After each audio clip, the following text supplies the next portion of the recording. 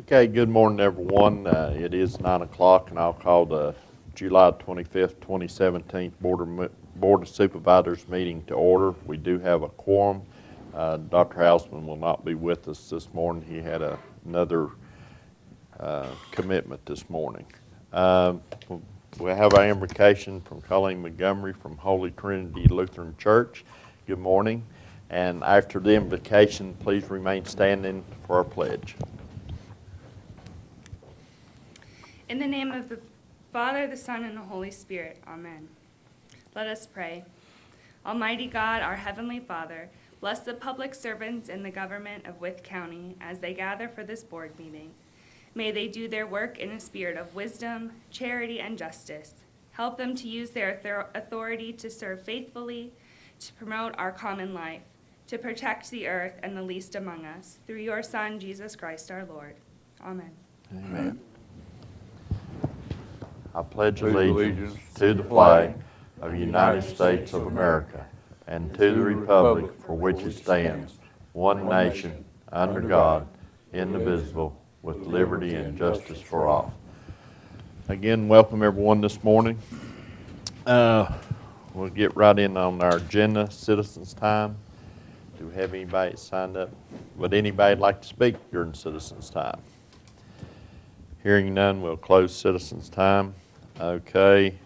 Entertain the motion to approve the minutes of the July the 11th and July the 13th meeting. Chairman, I'll make that motion. Do I have a second? Second. We have a motion and a second. Any corrections or changes need to be made? Hearing none, we'll do a roll call vote. Mr. Willis? Aye. Aye. Aye.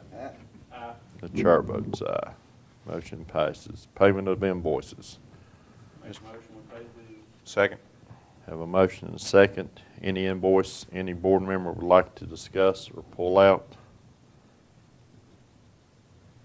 Hearing none, we'll do a roll call vote. Mr. Horny? Aye. Aye. Aye. Aye. And chair votes aye. Into old business, proposed ordinance. Mr. Byer, you want to just summarize what we had the public hearing on? Yeah, this was the ordinance on the rebating of the improvements on the property. I will comment, one of the questions that was raised in the meeting was why this did not apply to other areas, and it is a section of the code that does apply to properties within the enterprise zone. So that is why it is limited to the enterprise zone for those for that purpose. Okay, I'll entertain a motion from the board to approve the ordinance. Have a motion, to have a second? Second. Have a motion and a second. Any discussion or comments before we vote? Hearing none, I'll do a roll call vote. Mr. Willis? Aye. Aye. Aye. Aye. Aye. And the chair votes aye. Ordinance is adopted. Mr. Byers, anything else under old business? Mr. Chairman, I am not aware of anything under old business this time. Okay, moving right on to reports. Ms. Gwen. Good morning. You received your June financial report in your board packet, and you'll note in there that the consolidated account contains $50,578,629, and of that, the general fund consists of $32,677,138. Of course, we're now at year end, so you can kind of notice through there tax collections throughout the year.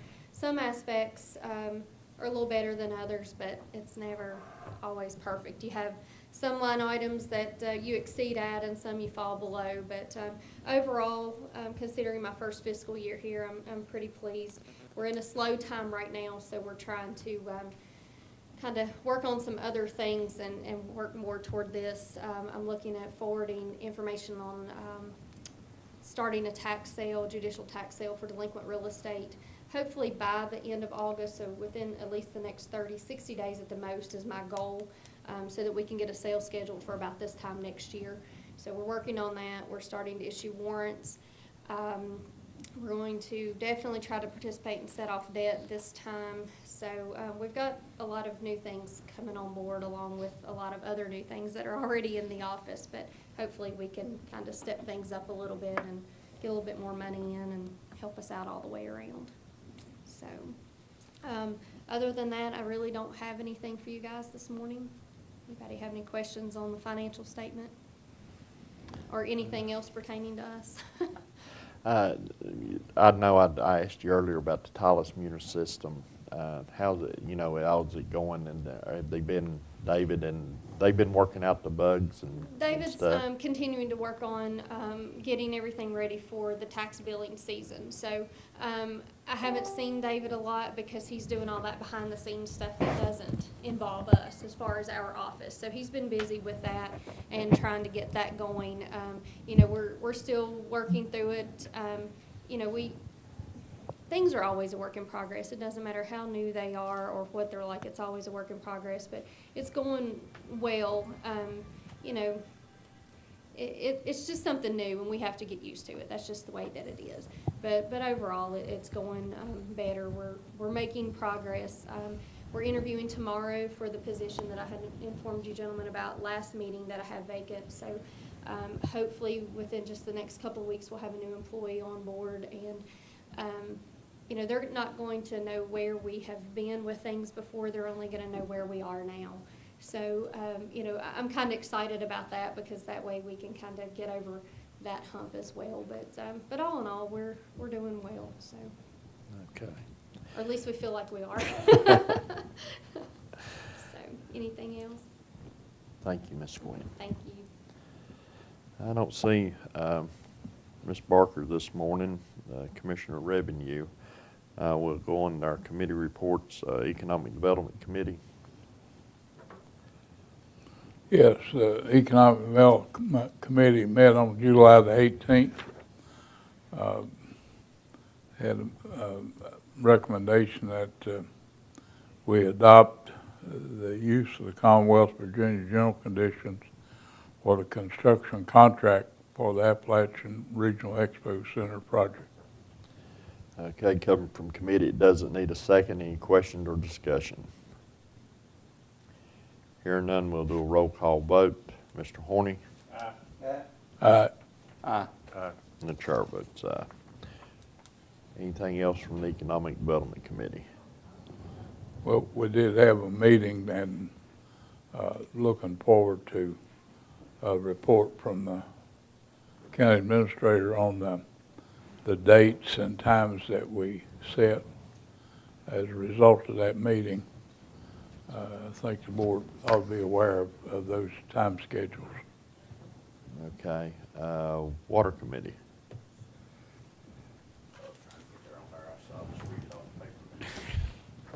The Water Committee met on July the 20th, 2017, and recommends the following.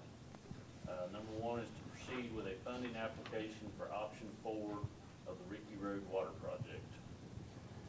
Okay, coming from committee, it doesn't need a second. Any questions or discussion? What is option 4?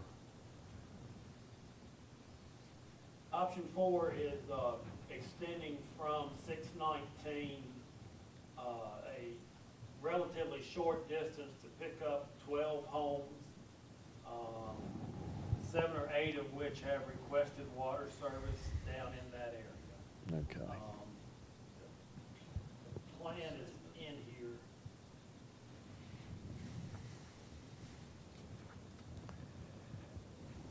Page number, I'll tell you where it is.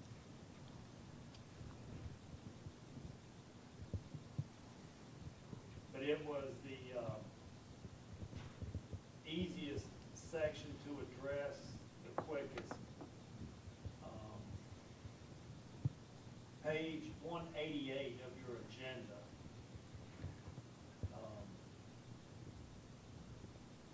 Back up. 180, 190 of your agenda shows that area. Basically, we'll have the entire PER on file, environmental review on file, and any of these projects as necessity or finances come available to pick up, we can look at moving forward with them. One of the struggles we have on our projects right now, our last 3 water projects, we have not been grant eligible with rural development. And we are at loan only. And that has made a difference in what is required as our county contribution annually to go towards that.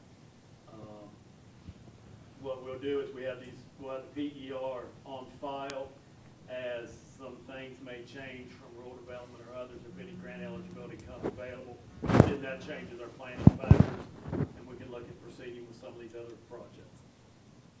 Okay. These people that we're trying to get that water to now, they've been asking for water ever since I've been on the board. Basically, Tim, if you've got that picture, it's just the ones in that circle is all we're gonna serve. The ones past that, we haven't had them ask, well, the few green dots that are way back there, we have had asked for water, but it's not cost effective to get it way out there. But hopefully by doing it this way, later on, we'll be able to just tap into that line and keep going if we wanna go later. Okay. Anybody else have any questions? Hearing none, I'll do a roll call vote. Mr. Willis? Aye. Aye. Aye. And the chair votes aye. Number 2. Number 2 is to adopt the rural development resolution for the multi-community water project search grant. Okay, again, come from committee. It doesn't need a second. Any questions or discussion? This Aaron. is the $23,000 that was used to fund this study, rural development indicated in order to close the funding and get us the money back for this project, we needed to adopt this resolution, which is part of the closeout paperwork. Okay, coming from committee, it doesn't need a second. Do a roll call vote. Mr. Horny? Aye. Aye. Aye. The chair votes aye. Number 3. Number 3 is to award contract 1 for the Speedwell Water Extension Phase 3 water project to Little Henry's Excavating and Paving based on the low bid of $566,652.50. Okay, again, coming from committee, it doesn't need a second. Any questions or discussion? Just to give y'all information about this, if y'all remember, we did phase 1 Speedwell, and phase 1 was the original Speedwell project. Phase 2 was the 4-way coming back. We got such good bids on it, we had money left over, and so much money we had to go ahead and bid a phase 3. So we've had very good bids on this whole project, which has meant we've been able to extend water to additional areas. There's 2 contracts on this. This is just the first of it, which you talked about the 3 areas that run the line. There is a second part that we're still in negotiations with the engineer on, of assigning the rest of that money, but it's basically, we're down now to, this is the grant money that's left, trying to get it all spent on this project. So Little Henry's has been a bidder that's come close a couple times on some projects, but to my knowledge has not done work in the county before, but the engineer did do the checks on them. They are qualified to do the work and have done similar projects.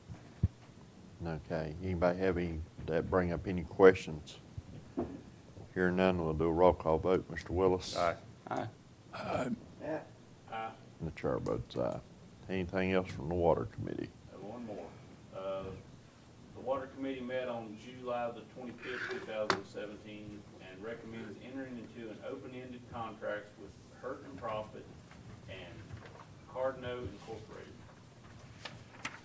Okay, coming from committee, it doesn't need a second. Any questions, comments? Who's Cardinal Incorporated? It's the old Marshall Miller that combined, New name? But I do know that their civil component is focused around this area more so than the other. And they have their corporate reach back, which you're aware of, so it's good for us because the civil we usually do most, and it'll be pretty local for us.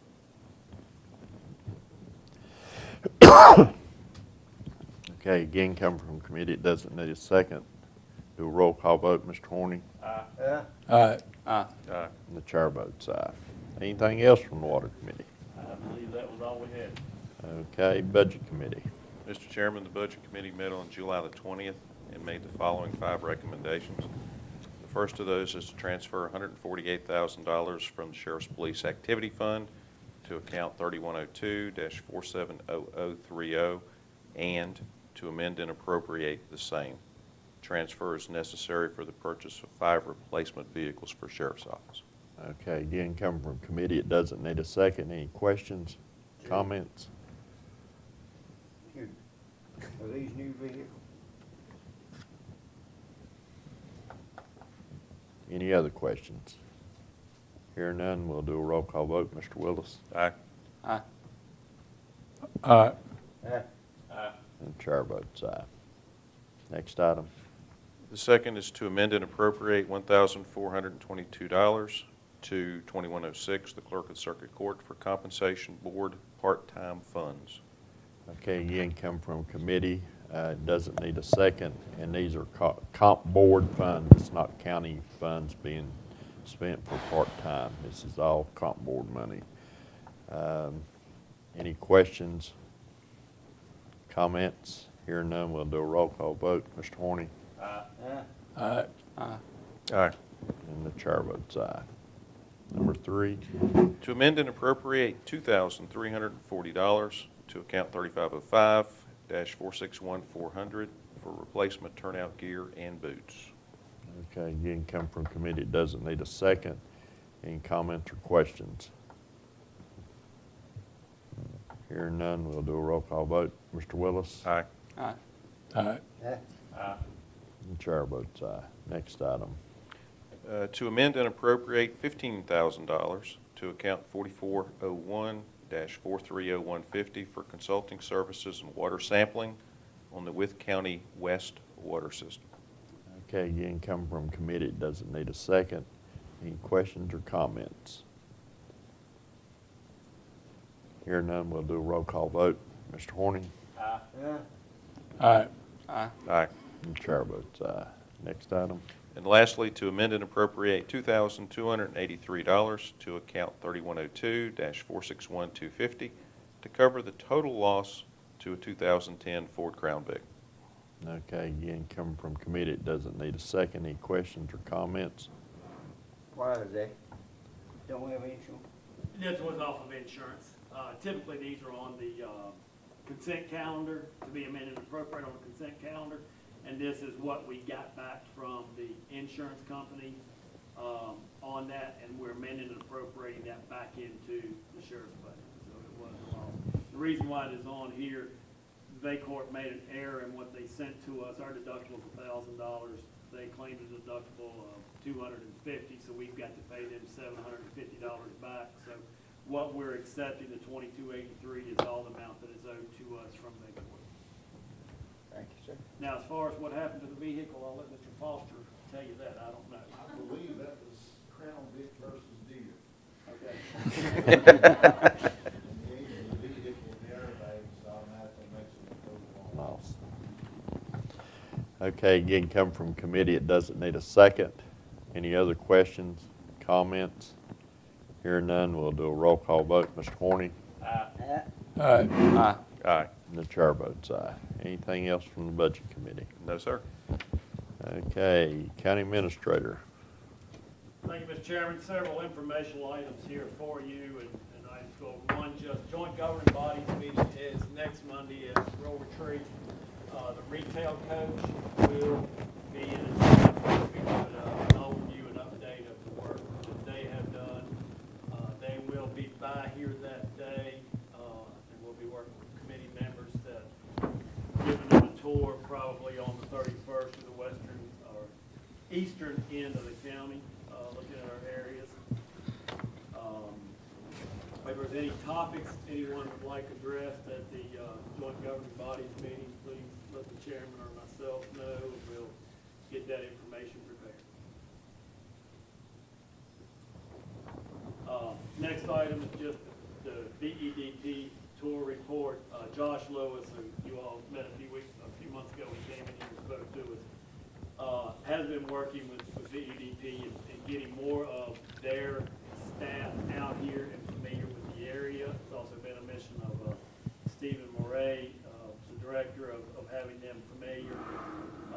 They covered our entire area from starting with the Grayson, Carroll, Galax area, came up into the Wythe County area, and finished up in the Smith County area.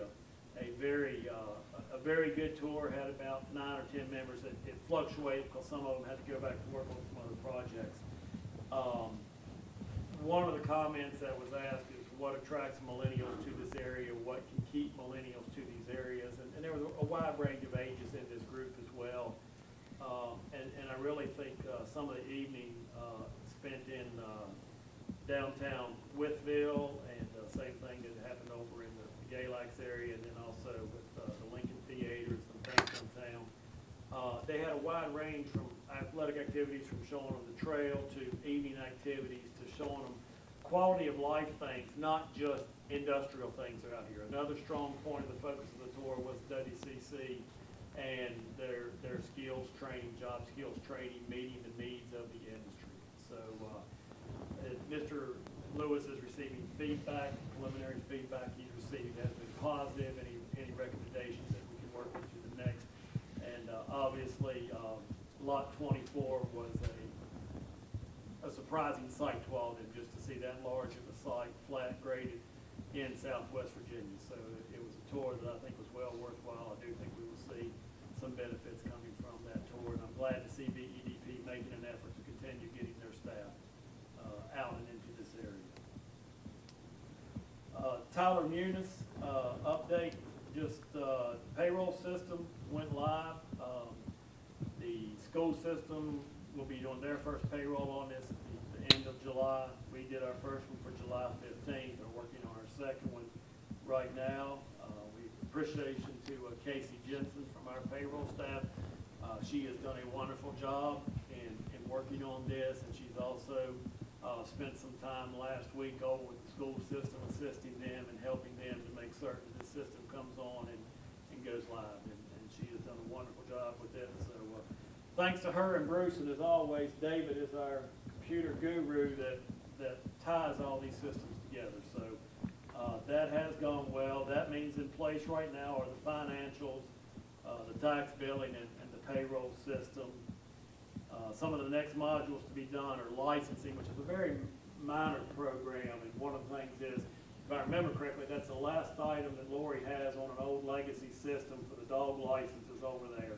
So when we get that off of there, one of the legacy systems she has been using can completely be put to rest and be gone at that point in time. So, and the other is utility billing, which obviously has a huge impact on our staff up front, on our customers, because one of our goals is to get this set up with the customer self-service where they can do the ACH payments and do the credit card payments and things like that online.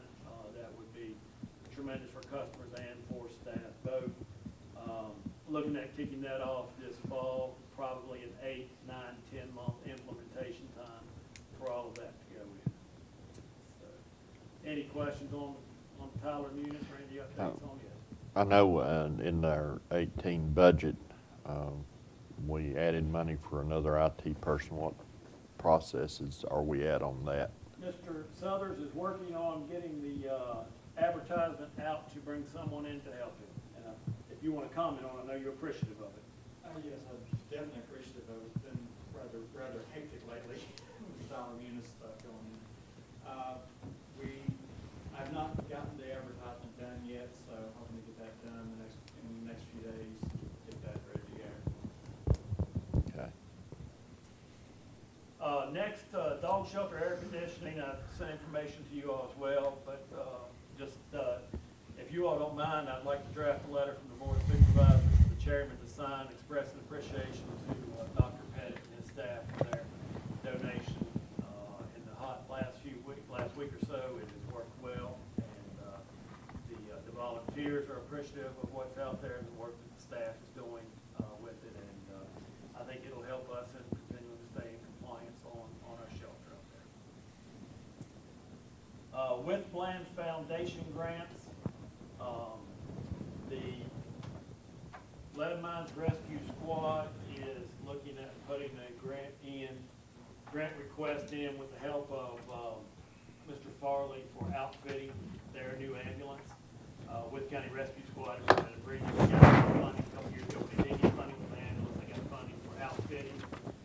Lead Mines,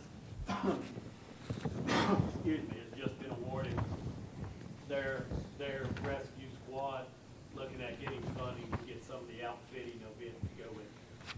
Secondly, what is going around for you now is, as you all talked about and discussed during the budget session, one of our goals is continuing to use the Sheffey School Building, the gymnasium, to maximize purposes.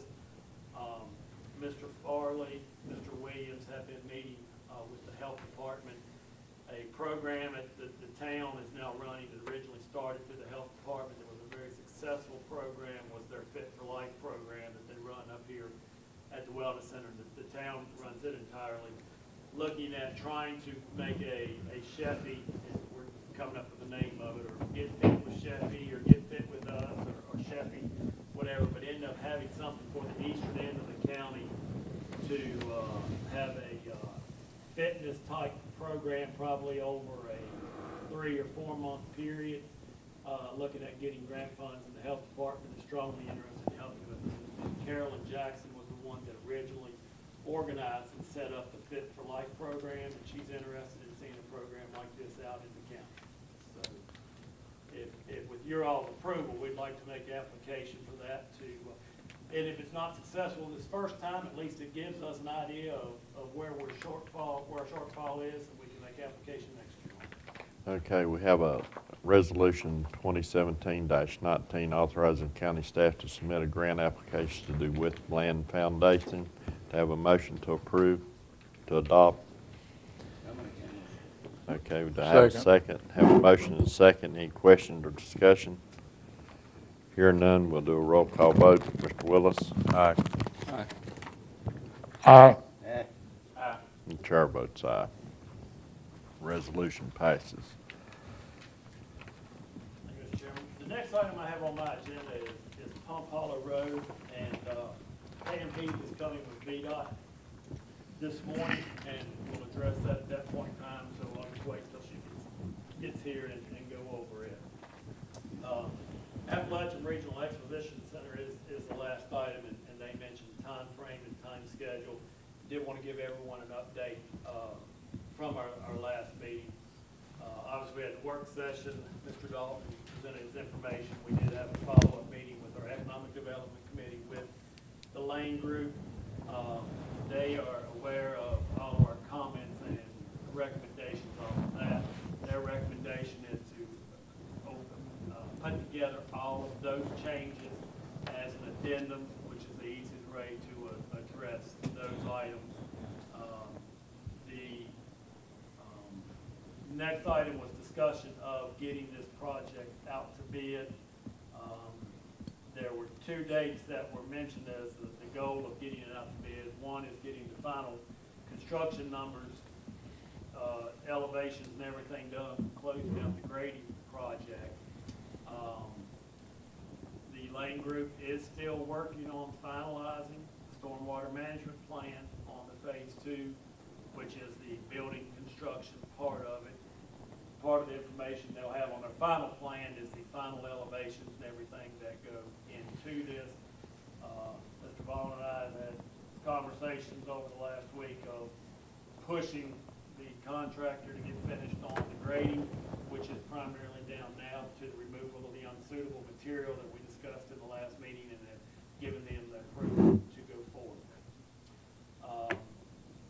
During the discussion, as Mr. Dalton talked about the time frame where we were, depending on the closeout of the contract with grading and with the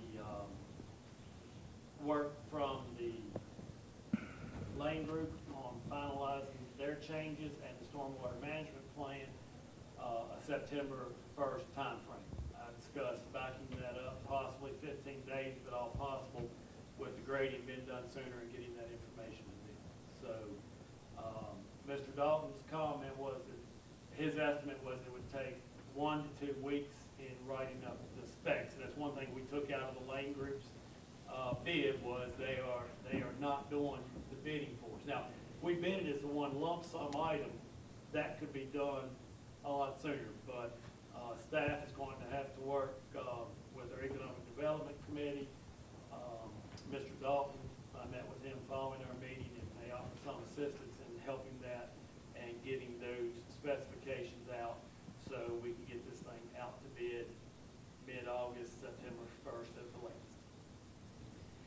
we are real close, and we really need to get this thing out on the streets and get the bids coming in. So, of course, what you all adopted today, we will put those in, changes in the specifications to go with the general conditions there. So we now have that ready. The specifications are basically ready. The only thing we're waiting for is the addendums on the changes that we brought up. Anybody have any One questions? item that came up, and I'll just mention it, during the tour, watering of the arena was a big item that was discussed by that group. Currently, there is not a stub out inside that arena for water. You need a good sized water line coming in for that. Mr. You and I, or Mr. Spraker and I, Mr. Spraker and I were looking at that, yeah, three of us looking at that yesterday, where the water line runs around the building to come back around to serve the other side. We're going to request, add to the addendum, a stub out to come right inside the corner of the building, put a water source underground right there with a lid or whatever out of the way where they can connect to for sprinkling that entire building. Because that's a critical factor in dust control, is being able to have a unit. Most things I've seen have a portable unit roll out reel, and then they can take it and spread it and pull it back down to the arena to keep the dust control down.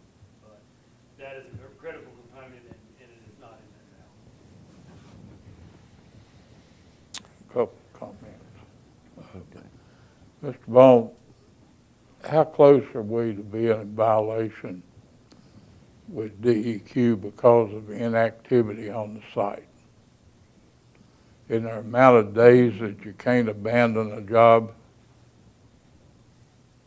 180 days for temporary stabilization, so we're good. Stabilization he has out there is within the time frame. They haven't worked anything, haven't disturbed anything. From when they left the site, everything was stabilized per standard. So we're good. When they come back out, of course, the areas they disturb, the 2-week clock starts again on when you have to get it covered back up again per standard. So I don't see any issues right now with DEQ. Well, there is an issue. Why are they not out there working? The guidance came down from the Economic Development Committee on the 19th on how to handle the road. The unsuitable material is going to be taken from the road area, is going to be used in the concrete ditch which is left down there on the approach to Pond 1. So, and then they still have a little bit of grading to do on pulling DB 1 and 5 around that corner there of the building where it makes a turn towards Pond 5. So he pulled off the site to another job, of course, and got another business, and waiting for guidance. So the guidance came down last week. I generated the letter on the 19th. So the clock ostensibly will start ticking on the 20th, depending on how soon he can remobilize. He told me this morning in an email, and I've since commented back to him, trying to get here a little sooner, that he was expecting to have his crew back on Monday. Well, you know, we're in the same position we were in last fall. We're in a near drought and nothing's going on. Equipment's still down there, so his overhead on that equipment's going on. I verified there is a flat wheel roller out there.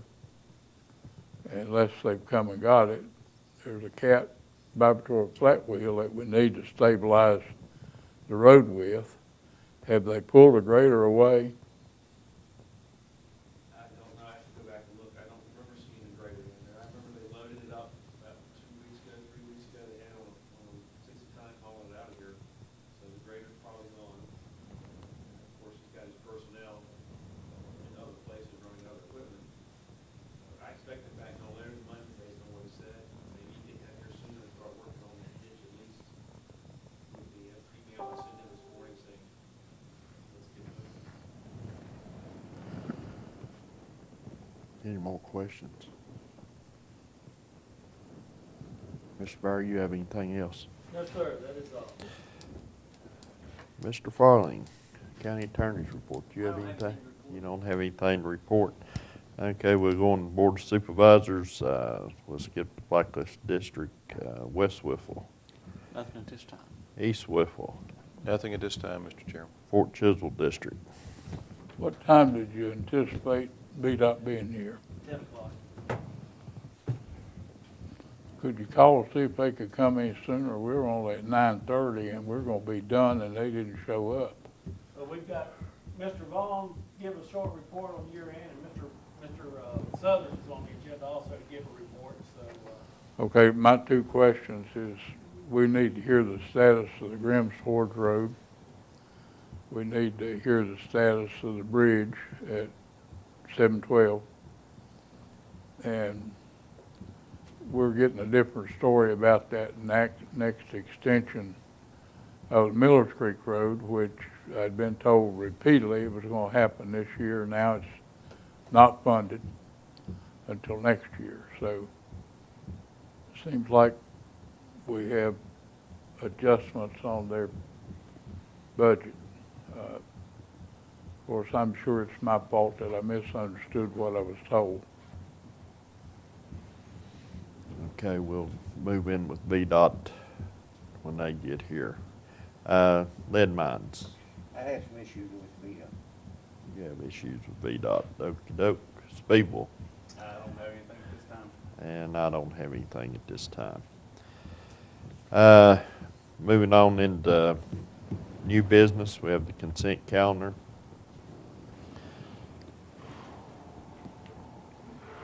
Entertain a motion to approve the I consent make a calendar. motion we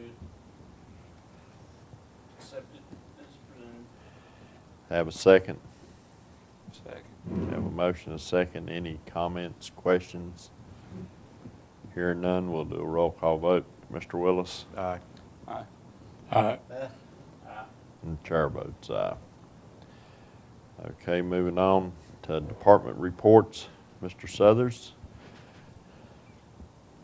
Good morning.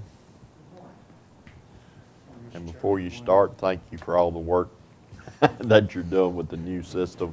I know it's been a whirlwind. It's been a little hectic. Well, the vast majority of my time recently has been spent with the Tyler implementation, just because there's so many moving pieces with it.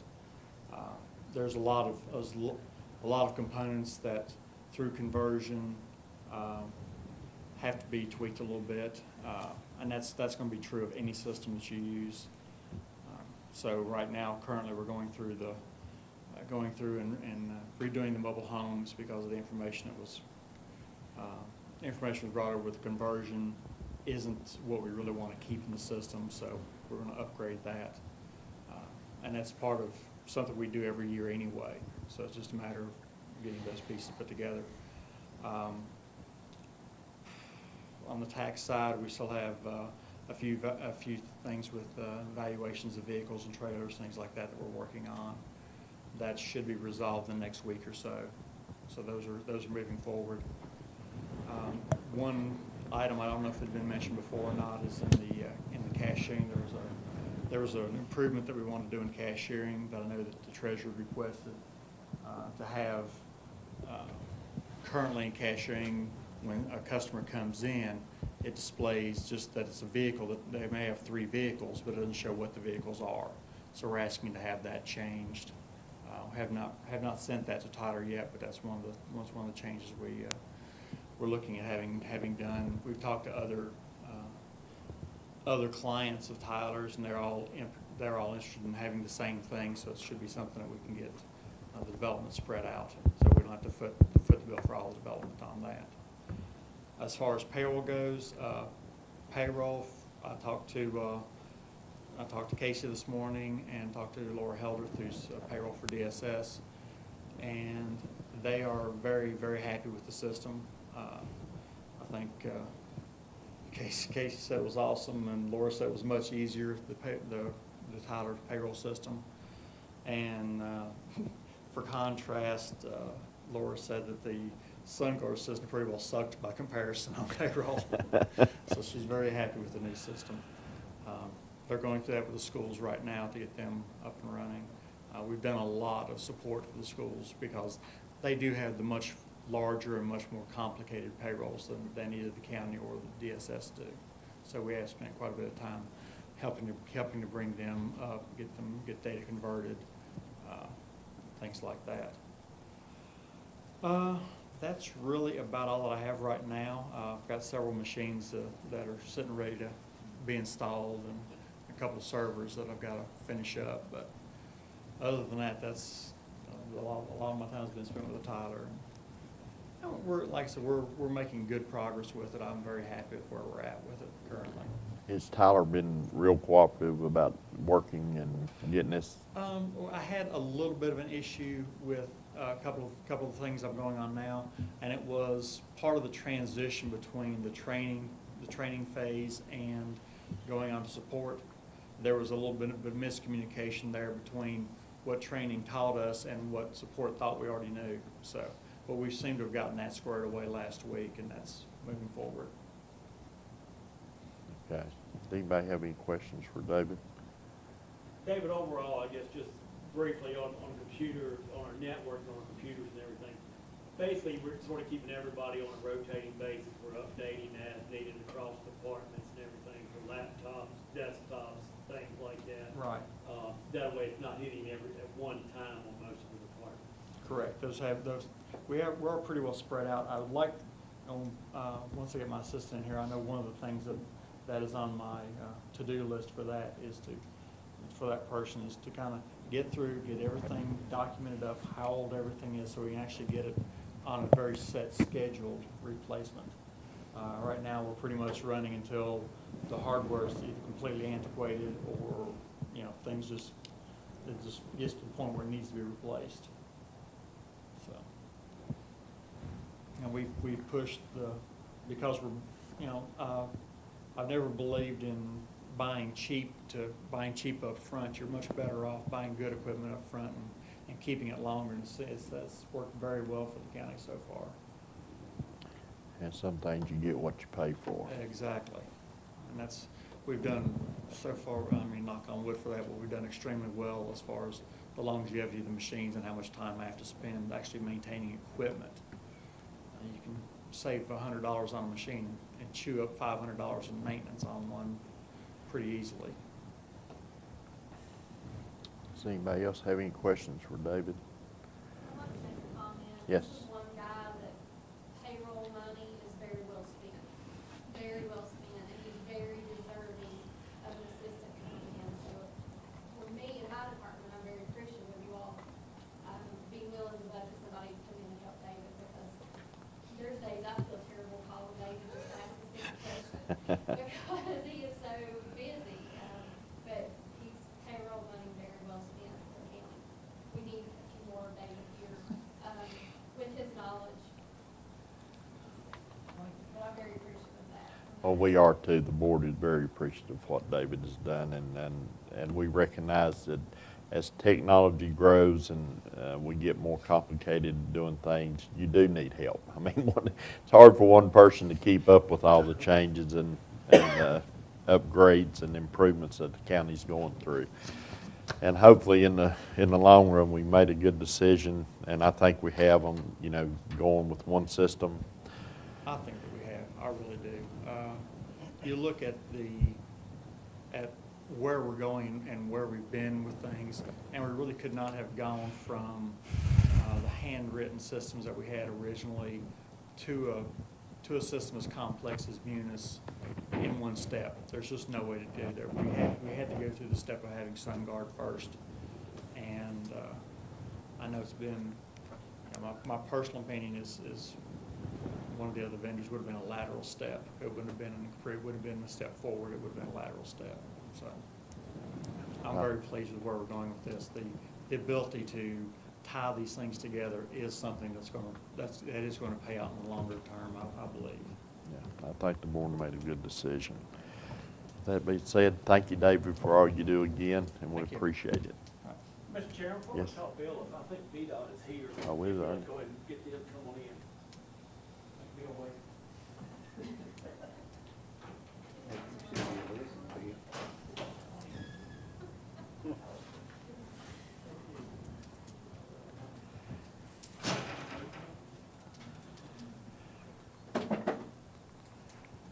Come on up. Come right on up, How's it going? Mr. Fowler. We'll give you the podium there.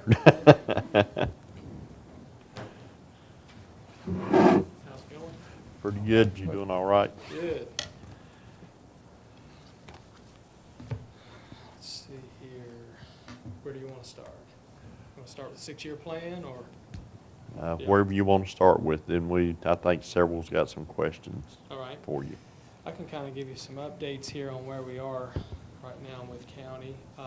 Myrtle Lane, they just started the surface treating yesterday, and it should be completed by Friday. So that route should be completed. And Krieger Road was completed about a week ago, so that was surface treated and open to traffic. We've had discussion about the Major Graham project, 0.6 mile, and the high volume funding that became available recently. That was approved. The funding has now been put into UPC account, and the environmental and drainage review is being conducted right now. So within the next, I would say 2 to 3 weeks, we should be starting Major Graham. And that one, we're going to go ahead because of the grade coming in and past Mr. Snowball Bishop's house there. There's a pretty steep grade. We're going to go ahead and plant mix rather than surface treat. Andy, while you're there, I got a question. Okay. Is that first segment being treated as phase 1 and the new money as phase 2? You're not going to plan on doing all of Graham's Forge this year? No. We were limited. I think there was a limit of 300,000 that can be allotted at one time for high volume Right. routes. And so we're using what we can use this year to do this segment.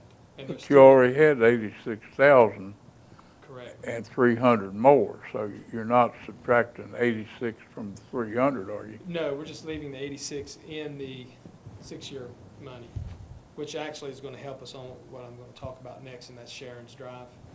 So basically, the 86,000 that was going to be spent out of the 6-year plan that was allotted for that 0.6 miles, now that we're using the high volume money from a different funding source, that money will stay in the 6-year plan to be used on other routes or help other routes to move forward. Well, I don't want to get crossways with you because you're a victim. You get the podium, so Yeah. this is just not realistic. These last jobs that we put in late have moved ahead of those jobs that were already there. And I don't think that was their intention when we did. I don't think it was your intention. Had the $300,000 for doing the rest of Major Graham not been available, the 86 was pledged to start July the 1st. Now, after that money come available, how do we move that money to Sharon Lane, which just traffic counts alone don't justify doing Sharon Lane ahead of these other jobs? And the same thing with Myrtle Lane and all those other short projects. We moved the money. The MAP money stayed with the 6-year plan. That's why we added these other roads to it to begin with, because that got high volume money. We wasn't going to leave that money to be used on Major Graham Road. Well, you're saying the fact of what happened, but I'm talking about what really happened. Y'all's budget for all of Major Graham was $500 and some thousand. Yeah, there's still 2.7 miles that's That's still not in go- the 6-year plan. It's Not going to get done. It will get done within the 6-year plan, but it's not next. There's other roads in front of that. All right, and these short roads, I totally endorse for y'all's benefit, doing those short roads so you don't have to run equipment out there to do a half a mile. That's just not good management for your equipment and your time. But I didn't realize that we were going to break the job up and put off starting Major Graham. We'd always shot for July the 1st. Your crews went out there and did some of those short projects ahead of Major Graham. Well, Right. the reason being is we were shooting to get this high volume money for Major Graham, So in doing so, that leaves the money that was allotted for Major Graham in the 6-year plan, which benefits other roads. But Major Graham is the only road that's within the 6-year plan that qualified for the high-volume money. Well, You and know- and So we're trying to- qualifying for that, that takes that out of the 6-year plan. Right, it does. It pulls that section completely out Well- of the 6-year plan. Okay, I'm not gonna win an argument with you, but we've done a little bit of smoke and mirrors here. Not really. Actually, what we've done is we've sought after funding that's outside the 6-year plan to get a road done, which benefits the county and benefits the 6-year plan, because this funding that we were able to acquire for Major Graham Road came from another source, which benefits every road. Andy, I understand in the all 6-year that, plan. but why did it delay the project? And if we hadn't have got the grant of $300,000, the $86,000 would have been spent. Now, you could, my opinion of the way private sector would have done things, y'all could have had that part virtually done now instead of moving it again, and then replace that money into the 6-year plan, which would make Tim happy. It don't make me happy, but he's happy with it. Yeah, it's just the way it had to be done. Okay. To acquire, you have to acquire the money and have it actually allotted for that project before you can start it. But just from the 6-year plan, none of the roads have been done were below Major Graham Road. They were all ahead of Major Graham Road in the priority. Yeah, nothing's been jumped. Nothing has been jumped. Myrtle Lane was the top priority that was out there. Sharon's Drive was the next priority was out there. New Bethel Road was the next priority that was out there. And then Crawford, then Major Graham. Crawford, then Major Graham. And the priority was- So actually, Major Graham has, by allocating this funding from, for the high volume, Major Graham jumped ahead of 2-3 roads. Before we ever got the 300,000, Major Graham was already scheduled to be done. Not- That's what you'd told them.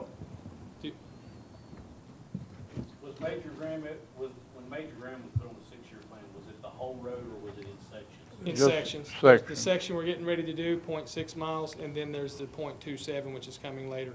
But the funding that, for Major Graham was coming in, the 82,000, was coming in year 18 and 19. And the 2.7 wasn't until 2019 and 20. Right. And so ahead of Major Graham was Crawford Road, New Bethel, 2 sections of New Bethel, and 2 sections of Sharon's, Myrtle Lane, and Krieger Road. And as I said, Myrtle Lane and Krieger are complete, or Myrtle Lane will be complete this week. Okay, let's, if you don't mind, let's move on to the next one. The infamous bridge job is gonna happen because you've got the signs up. Yes, yeah.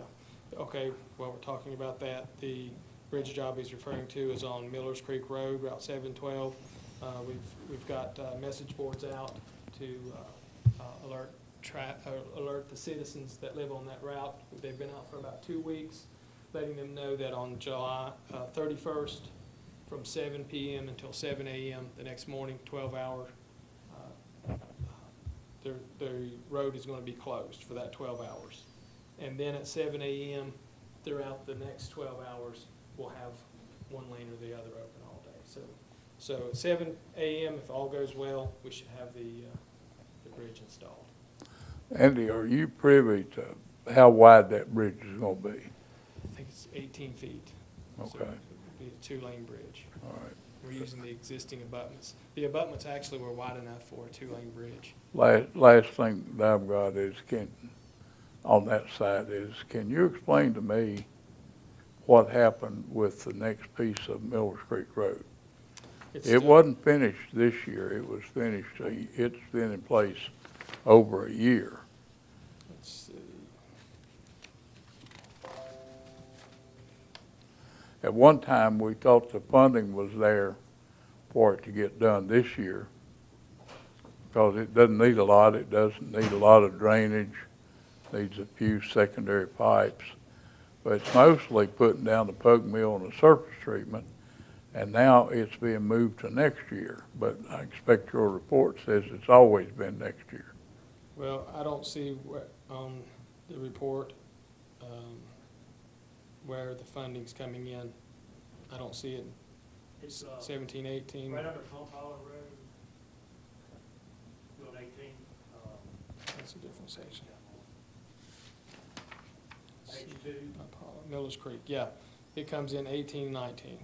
So July of 18, if it comes in that year, we should be able to start it in 18, so next year.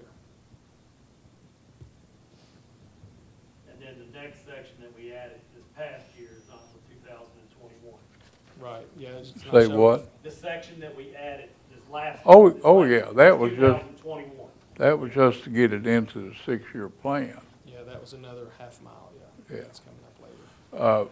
One last thing, do we need to have a site visit? We've got a safety situation that you're aware of, and we have the right-of-way, if you believe the county map and where the Max Meadows right-of-ways are. We need to have a meeting and talk to you and Stephen about bringing Well Lane through, away from that blind curve at the church.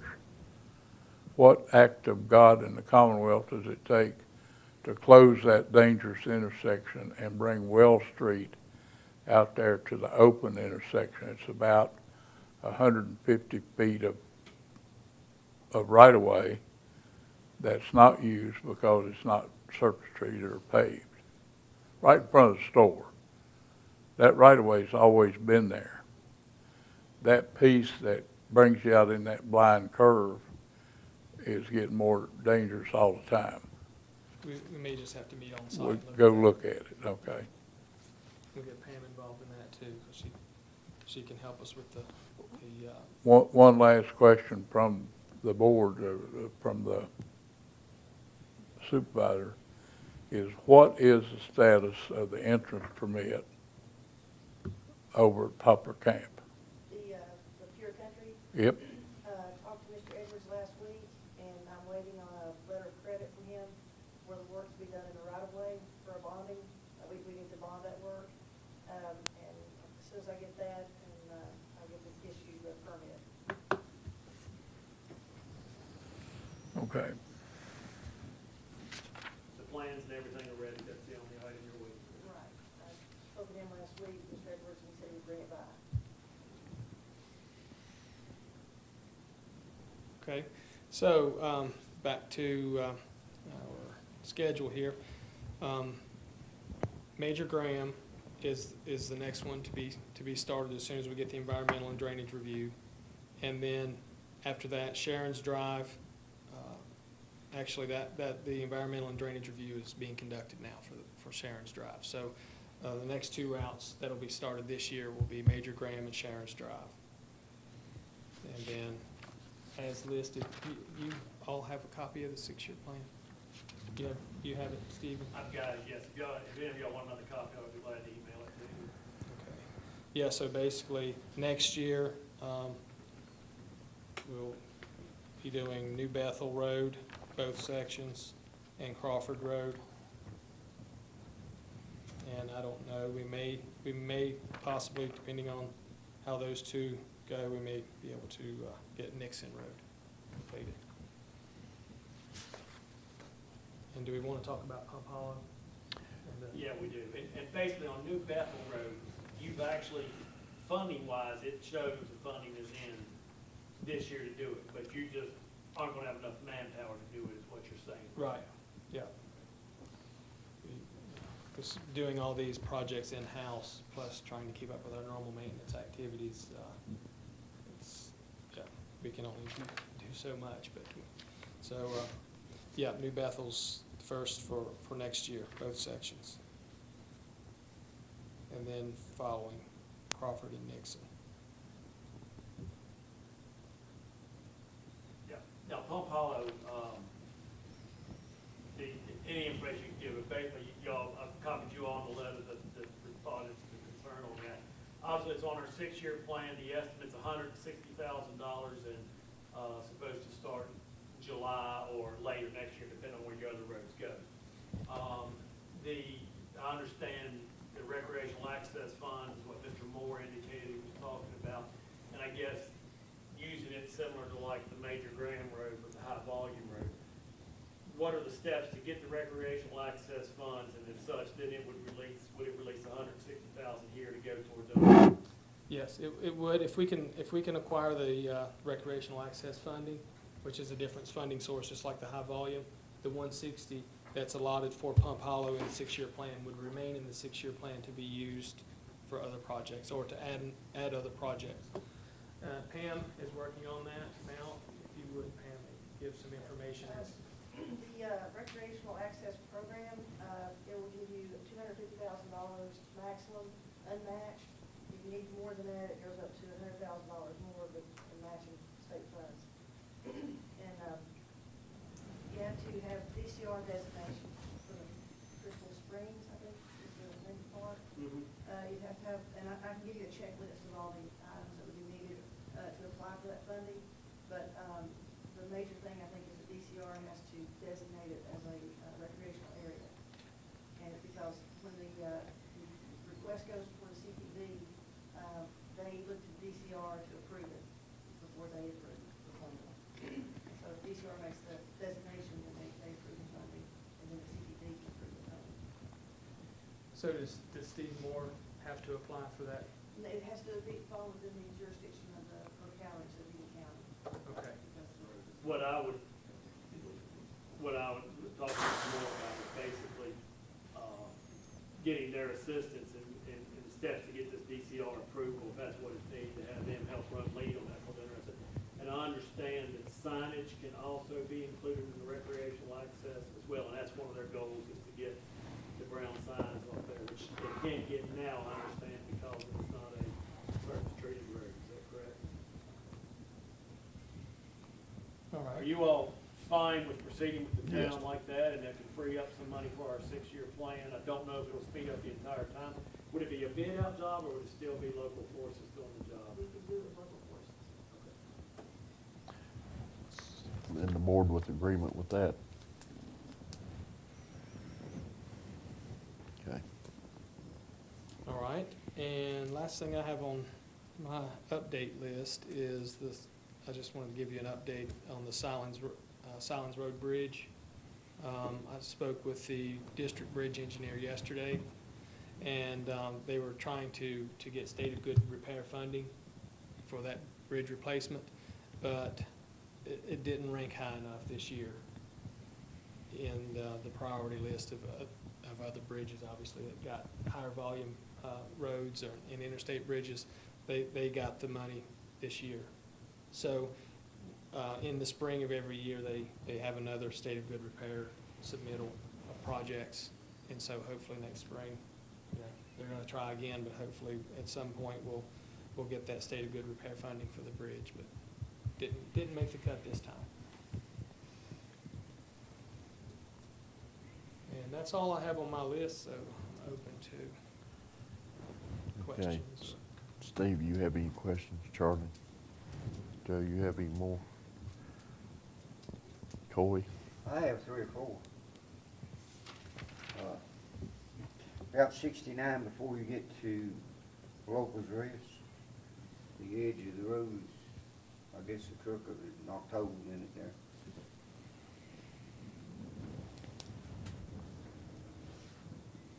I appreciate what you did to Painter's Hill, and it could stand. They come down the hill, like, oh, you go down into town, but the other end of it, there's all the pieces. Got holes in it.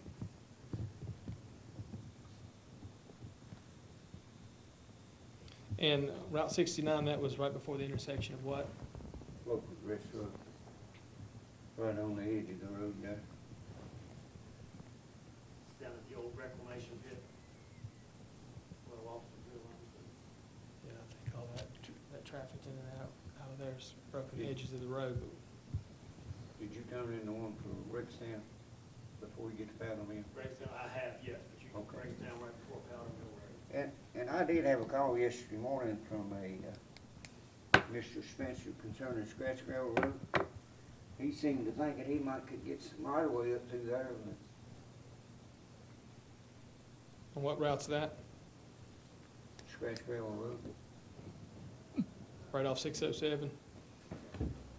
Castleton Road? Yeah. I had to study with it.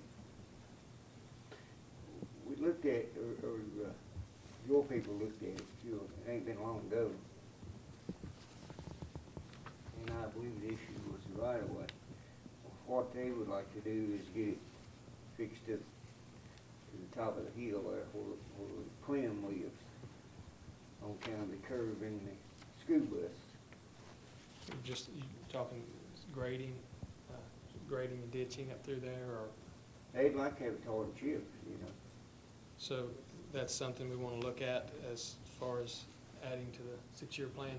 Just, We did look at it, I believe, what was it, Stephen? I can't remember, I believe it was the right of way and. I Yeah, think there were a that, couple I think things. it was Yeah, fencing was on close one to side, there. that was a- I don't have my notes on that, but I'm the one who went and looked at that, but I have all the notes as to what it would take to Well, have he that. was, he told me that he was gonna talk with the landowner, see if they would give enough right of way so they could fix that. Yeah, I'm pretty sure that one involved right of way and mainly moving the fence back to the prescriptive easement. You'll give me your notes on what you've got on that, and I'll give Mr. McRoberts, and we can talk to the landowner and see if we can. It'd be hard to get a right of way to the left side because of the rock wall they got in front of the houses and, but he was gonna talk to the people on the other side of the road.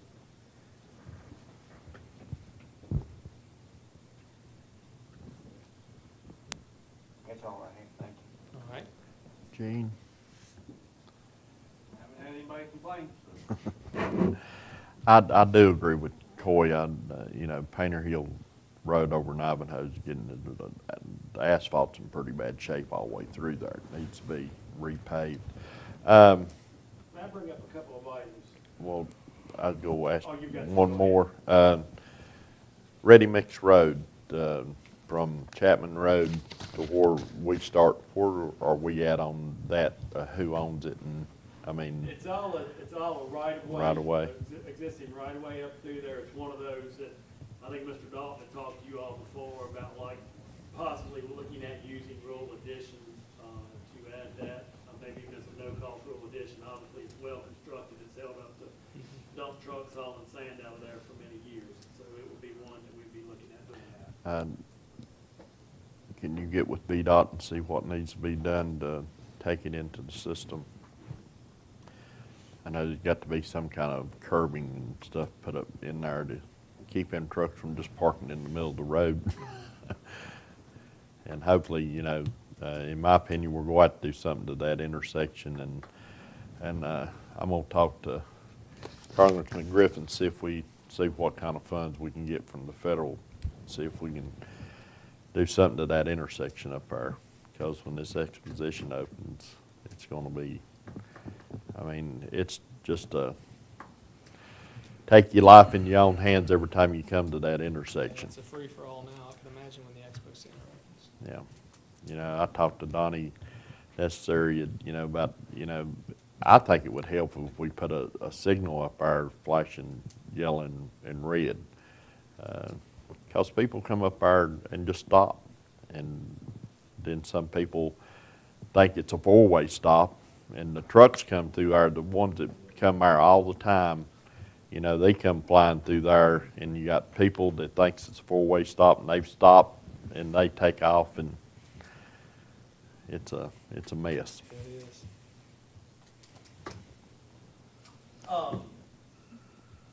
Progress Park roads need some shoulder work done on them, if possible, especially Kent's Lane part of it. And I mentioned that we have been having some recent site visits. And, some of it's dropping off, Stephen, of it, but it's a safety concern as well. But we can take a look at it. All right. And one item, Gene, I think it has been looked at before, but I received a couple more comments on it, is the Cedar Springs Road, just up from Speedwell Elementary School, where it drops off to Cripple Creek right there. We had a tragic accident there 7 or 8 years ago. And I've received several requests recently of VDOT at least look at that, about the guardrail right in that area.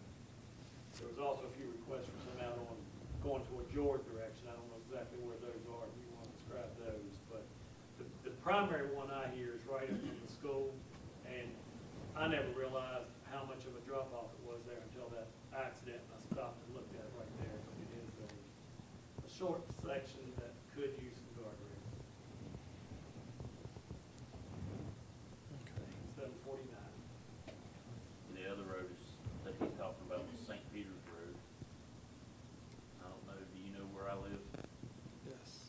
Okay.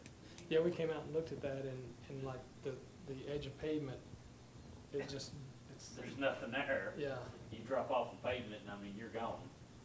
Yeah. And so what we were looking at was the ability to even install guardrail there. We'll look at that closely. The other was between 66, 16, 65, 71, Cedar Springs Road.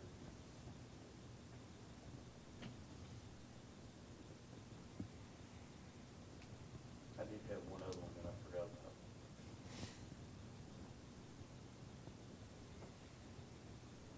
What was that again? What, the address? I know what. 66, 16, I believe, and 65, 61. Sorry. It's all right. Okay. You can't miss it. Just drive up there and put your right wheels over in the ditch, and when your car goes all the way over the bank, you know Yeah. you found it. Don't do that, 'cause we'll have to come get you out. That's how we do our reviews. So. Oh, okay. Sounds like something I do. Carl, got a business card there? Yeah. I had a lady that was complaining, she's got property across from, I wanna say it's Galilee Church on 21. Yeah, we're very familiar with her. Okay. Well, I mean, I just told her I'd mention it to you, she's wanting the bank taken off, and I just don't know that there's, Yeah, we can't. well, that's kinda what I thought. She wants the curves. She wants it straight. Well, I just kinda told her, I mean, it's like my mom's farm, when I pull out of my mom's farm, I don't know if you know where Roger Pickle used to live, but there's a sharp curve, and I mean, there's no way you can see around that curve, so when I pull out, I just pull out on the left-hand side of the road, and you have to drive down the left side of the road, because if a tractor and trailer comes down Cedar Springs Road, you're gonna get nailed, so. Yeah. Lanes like that, where joints there at 49, because I got my VDOT van this morning. Yeah. And it's everywhere. And That's a bad intersection there. It's really bad. I explained that to her, that that's typical for our area. I mean, we have mountains and hills and curves, and Yep. there are hidden entrances everywhere. So if VDOT were to slope a bank back for this driveway, basically that's all we would do. So that's kind of what I figured, especially after looking at it more. I thought it's not as bad as some I've seen, so. But I thought, she wanted me to mention it to you, so I did. We have been mindful to make sure we mow it back, and Right. actually through that curve at her entrance, we've tried to mow back at least to the right of way and a little more, and we've told her as well that she's welcome to have, when she mows her property, she can keep that mowed down to where at least the vegetation's not obstructing the view. But there's good sight distance there, but, I mean, it's Route 21, and, Yeah. you know, people don't, it's 55 miles per hour, but you know as well as I do that We they're doing. won't say how fast we travel. There's Yeah. cops back there. Right. So, I think Joe has. And couple there's more. two things. Did you get a hold of Smith? Have you worked out those right-of-way problems? yes, I met with him, and we got the easement signed. So you got everybody covered on those easements? Yep, and I think at this point, the easements have been recorded, and we're working on a schedule to go ahead and do the project now. All right, the last thing is something we hadn't thought about, and I don't know how y'all go about it. Maybe it's something Pam can start the ball rolling. All that big bank exposure at the Expo Center, how long would it take y'all to get some funding for y'all to take care of your brush? you know, Jeff gave us permission to go in there and cut it, and I had laborers hand cut it one time. But you can't control that stuff just cutting it. For every one you cut down, 3 come back in its place. And that, I think that whole thing from the right of way down needs brush killer on it. We can get you access to the top of it, can't we, Stephen? We got that road that goes up there that you can spray it from the top down. You got the easement for the power line up there and the telephone company. Everybody has a property line up there. And then y'all got several acres of brush right there that it don't interfere with the roadway. But sooner or later, and it seems to be that those trees grow faster out there than they do in most places. But can y'all work on trying to get that sprayed with brush killer? Yeah, we can look at that. You're right away. And we also talking about taking the trees down there too? Well, they're not their trees. I Those, wanna go back, I'd like to maybe meet with y'all on site and determine exactly where the edge of your all's right of way is, because like you ought to take as much of it out as you can. And then work with ADP on their easement side of it and take out as much as they can on that part of it, and then what's left above it would be on the. I thought that was the right of way at the top of the hill there.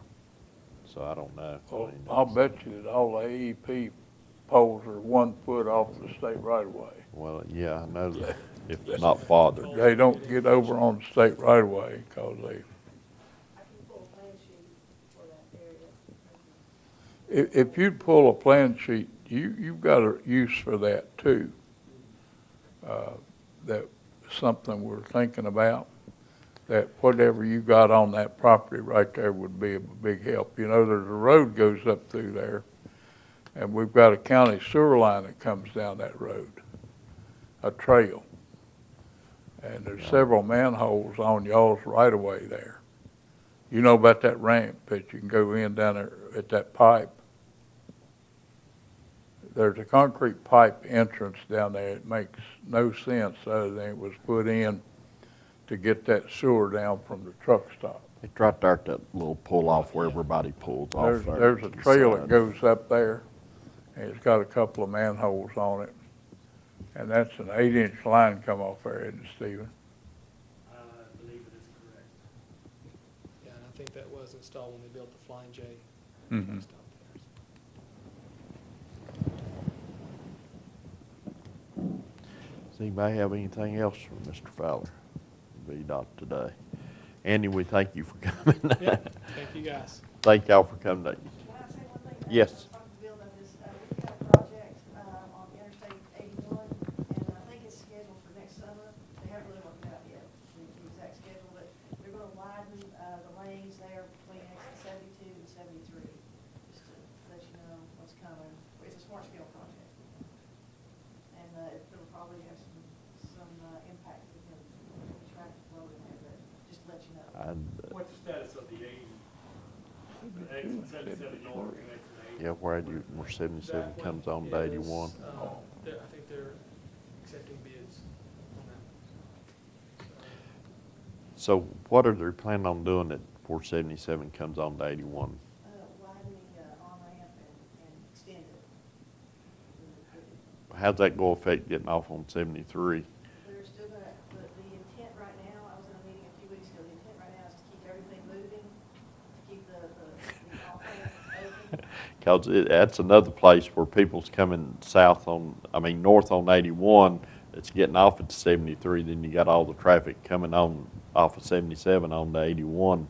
It's kind of hard to get over to the 73 exit. Yeah, the intent is to help with all that congestion, but it's gonna be a little bit of a problem until we get that built in there. The good thing is, what the paving and all that, is only gonna take a couple of days to get that part of it done. The major part of the work is I think it's a box culvert over there, they have to extend. And so that's gonna be the hardest part of it, or the longest part of it, won't be able to stop any traffic.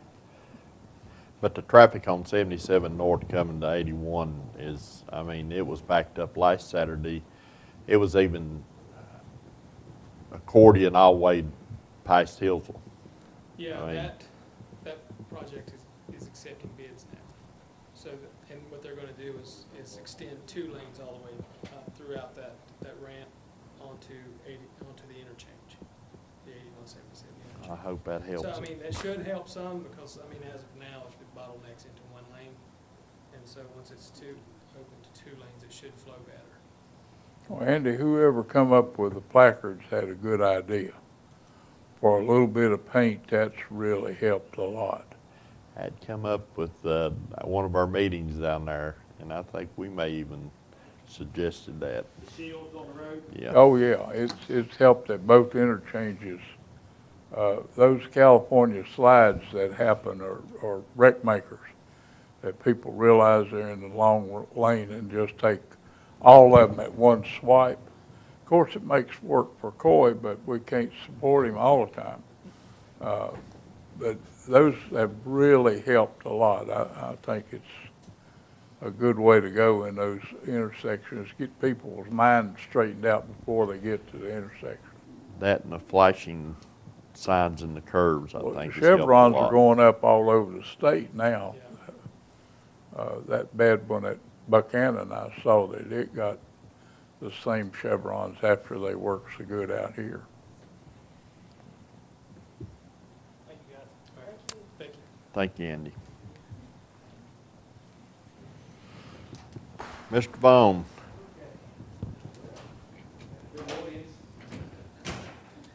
So, you got 20 minutes before I Mr. should Willis take- has to leave.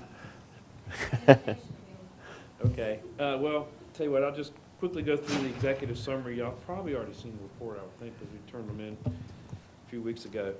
Balance of funds on 2 projects was used to add additional infrastructure to the water system. The Exit 24 wastewater project contracts 1 and 2 began their construction in earnest, and we'll talk more about that. Treatment plant at the end of the FY was about 90% and about 30% on the collection system at that time. We did preliminary work on the USDA Rural Development Planning Grant with the selection of an A&E firm. And we'll talk about the search grant. Y'all did some talk on that earlier. Progress Park Protector Road continues for final design and conditions surrounding Lover's Lane intersection. I believe y'all are about ready to make some kind of final decisions on that so we can keep moving forward. And the engineering department continued to contract manage the Apex grading project, which Mr. Hale is intimately involved in keeping up with, and the emergent regulatory requirements, and working our way through all those issues with DEQ. Okay, water projects. We had project closeouts. We had 4 projects substantially completed. They were Barron Springs Division 1A, which went from US 52 up to Lonesome Dove, and then Division 2, the second division in there, B, was from Lonesome Dove all the way to Patterson. We finished the Section C, which was the Weiser Highway portion, and Sweckertown Road. All those went to substantial completion, and the project is just about completely closed out at RD with the completion pretty much this week of line installation on Foster Falls Road. Yesterday, we had a punch list walkthrough with the contractor, Central Builders, on Foster Falls. So the punch list work, round up all the funds and do the closeout change order. That project will be completely finished. That was the one that tallied on with the Barron Springs project, and of course, Castleton Weiser was the collection system. So it's been about 3 years now to kind of get all that pulled together. Of course, everybody's using the water now. We've got the chlorine in the system on Foster Falls. They'll flush that out this week. They'll do the final pressure testing, disinfection tests, and we can turn it on. So the whole system will be fully functional from one end to the other. Can I ask you a question about the debris in the Castleton Road line? Yeah, I saw that email this morning. I don't know unless that's just, it's flushed in from somewhere else. If there was a line break earlier, and it just, sometimes that happens, and it just collected at that point. You sent Don the message to go in there and take care of that, so. I don't know. I didn't even know about it till this morning. But is it large stone or just mostly like sandy grit? They said big rocks. He said they were pulling out from like 57 stone, like the netting type stuff or I whatever. don't know how I'd ever get in a pipe. So, Yeah. I was gonna say, I haven't talked to you since sent the email, but yeah, we've got to put an operation really good in there and see what needs to do, some major flushings and all those lines. So and water check that. department's aware, and could be working that issue. Bill, one of the engineering solutions that we talked about in fire rescue last night if they'll open a hydrant on each side of that, and open that hydrant there at the firehouse that they claim is not flowing, and back flush that with one of their tankers, blow that stuff out of that plate and out of that valve, put it back in the line and get rid of it at the two hydrants on either side of it. Now, that's a common sense way to handle it. If it won't come through that hydrant, and they claim they couldn't even close it, so that means there's some rock under that closing plate. Yep. And if they put enough wrench on it, we're gonna end up replacing that hydrant, because it'll deflect that plate and it won't never seat again.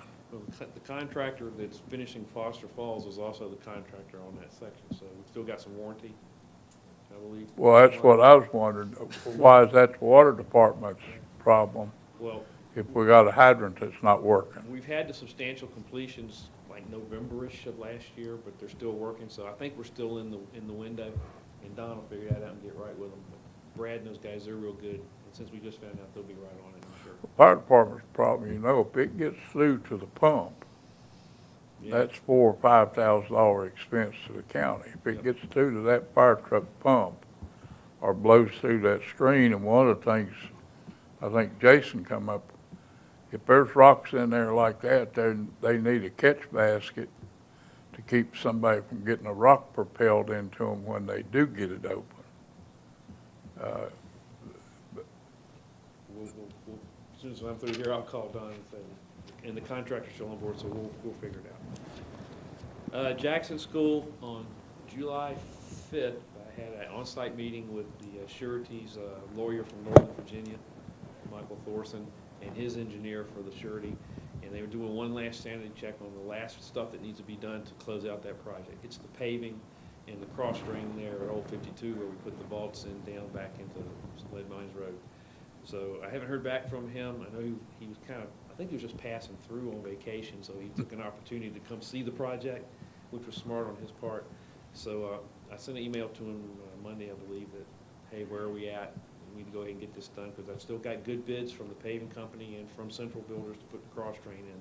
They all validated their bids in May when I asked them to, so I got my fingers crossed we'll just completely be shed of that project finally in another month or so. I'm gonna ask you the same question again. Yes, sir. Have you billed them for our cost of your time, material, Yes, and sir. pain? Well, not my internal time per se, but the expenses that the War Department has incurred where we had the rupture down there and we had to repair the break and the contractor was gone. So all those expenses are equipment that the War Department had, the time of the men who worked the job for us. So all that is in the claim to the surety company.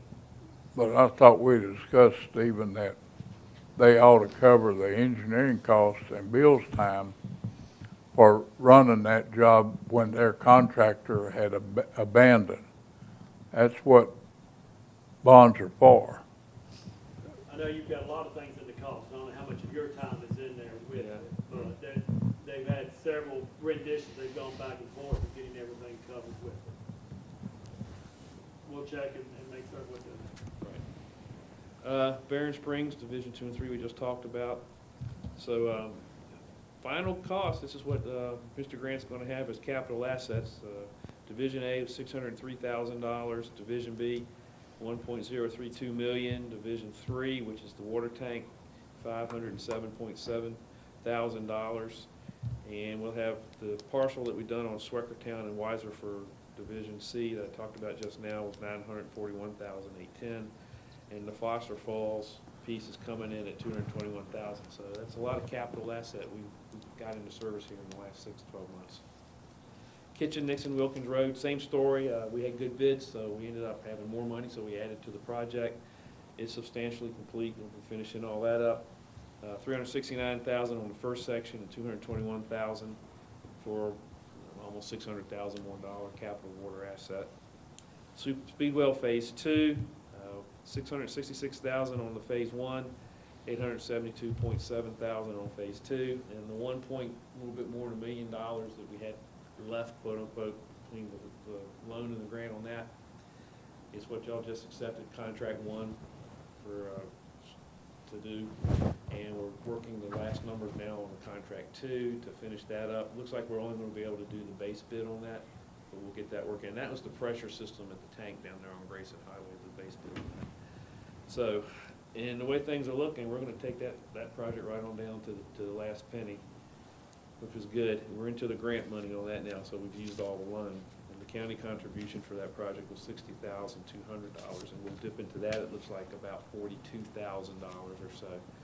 So, in the big project, I guess from what RD said, we had to contribute, we've come out about $20,000 to the good on our side of it, the way the numbers work. Speedwell Phase 2, that's what we were just talking about. The planning project, Olive, Atkins, Ricky, y'all just accepted the little bit addition on Ricky. What that was all the search grant that we got, so now we can go ahead and close that out, and we decided, oops, sorry. We decided to do the Ricky Road section of that, and the rest of it we'll just put on the shelf. Part of the problem right now, as I believe Mr. Bear mentioned, was the way they're doing the loan money now and the grants. So, you know, these things, they kind of go in ebbs and tides and ups and downs, and the grants are kind of at lows now. And the way the source of the funding goes, we can't quite get at the other pieces of it yet until maybe some of the grant money that comes available hopefully in the next few years. So we'll have them on the shelf ready to go, which is good because we were tried to be smart, lessons learned on some other projects. Barron Springs being one of them. The cast the net large enough on your preliminary engineering report where you get enough of your roads, and the big thing now is the environmental assessment. When we go in for these funding of these projects, if the EA doesn't exactly cover the area we want to go to, then they won't fund it. They make you go back and spend more money to add to it. So I think we've cast a large enough net on these 3 multi-community projects that when funding becomes more favorable, we'll be okay and set to go ahead and proceed with all the administrative requirements, environmental in particular, at some point in time. Sewer projects, exit 24. We put a mark on the wall last week at the projects meeting of September 21st to get that plant, start to commission that plant.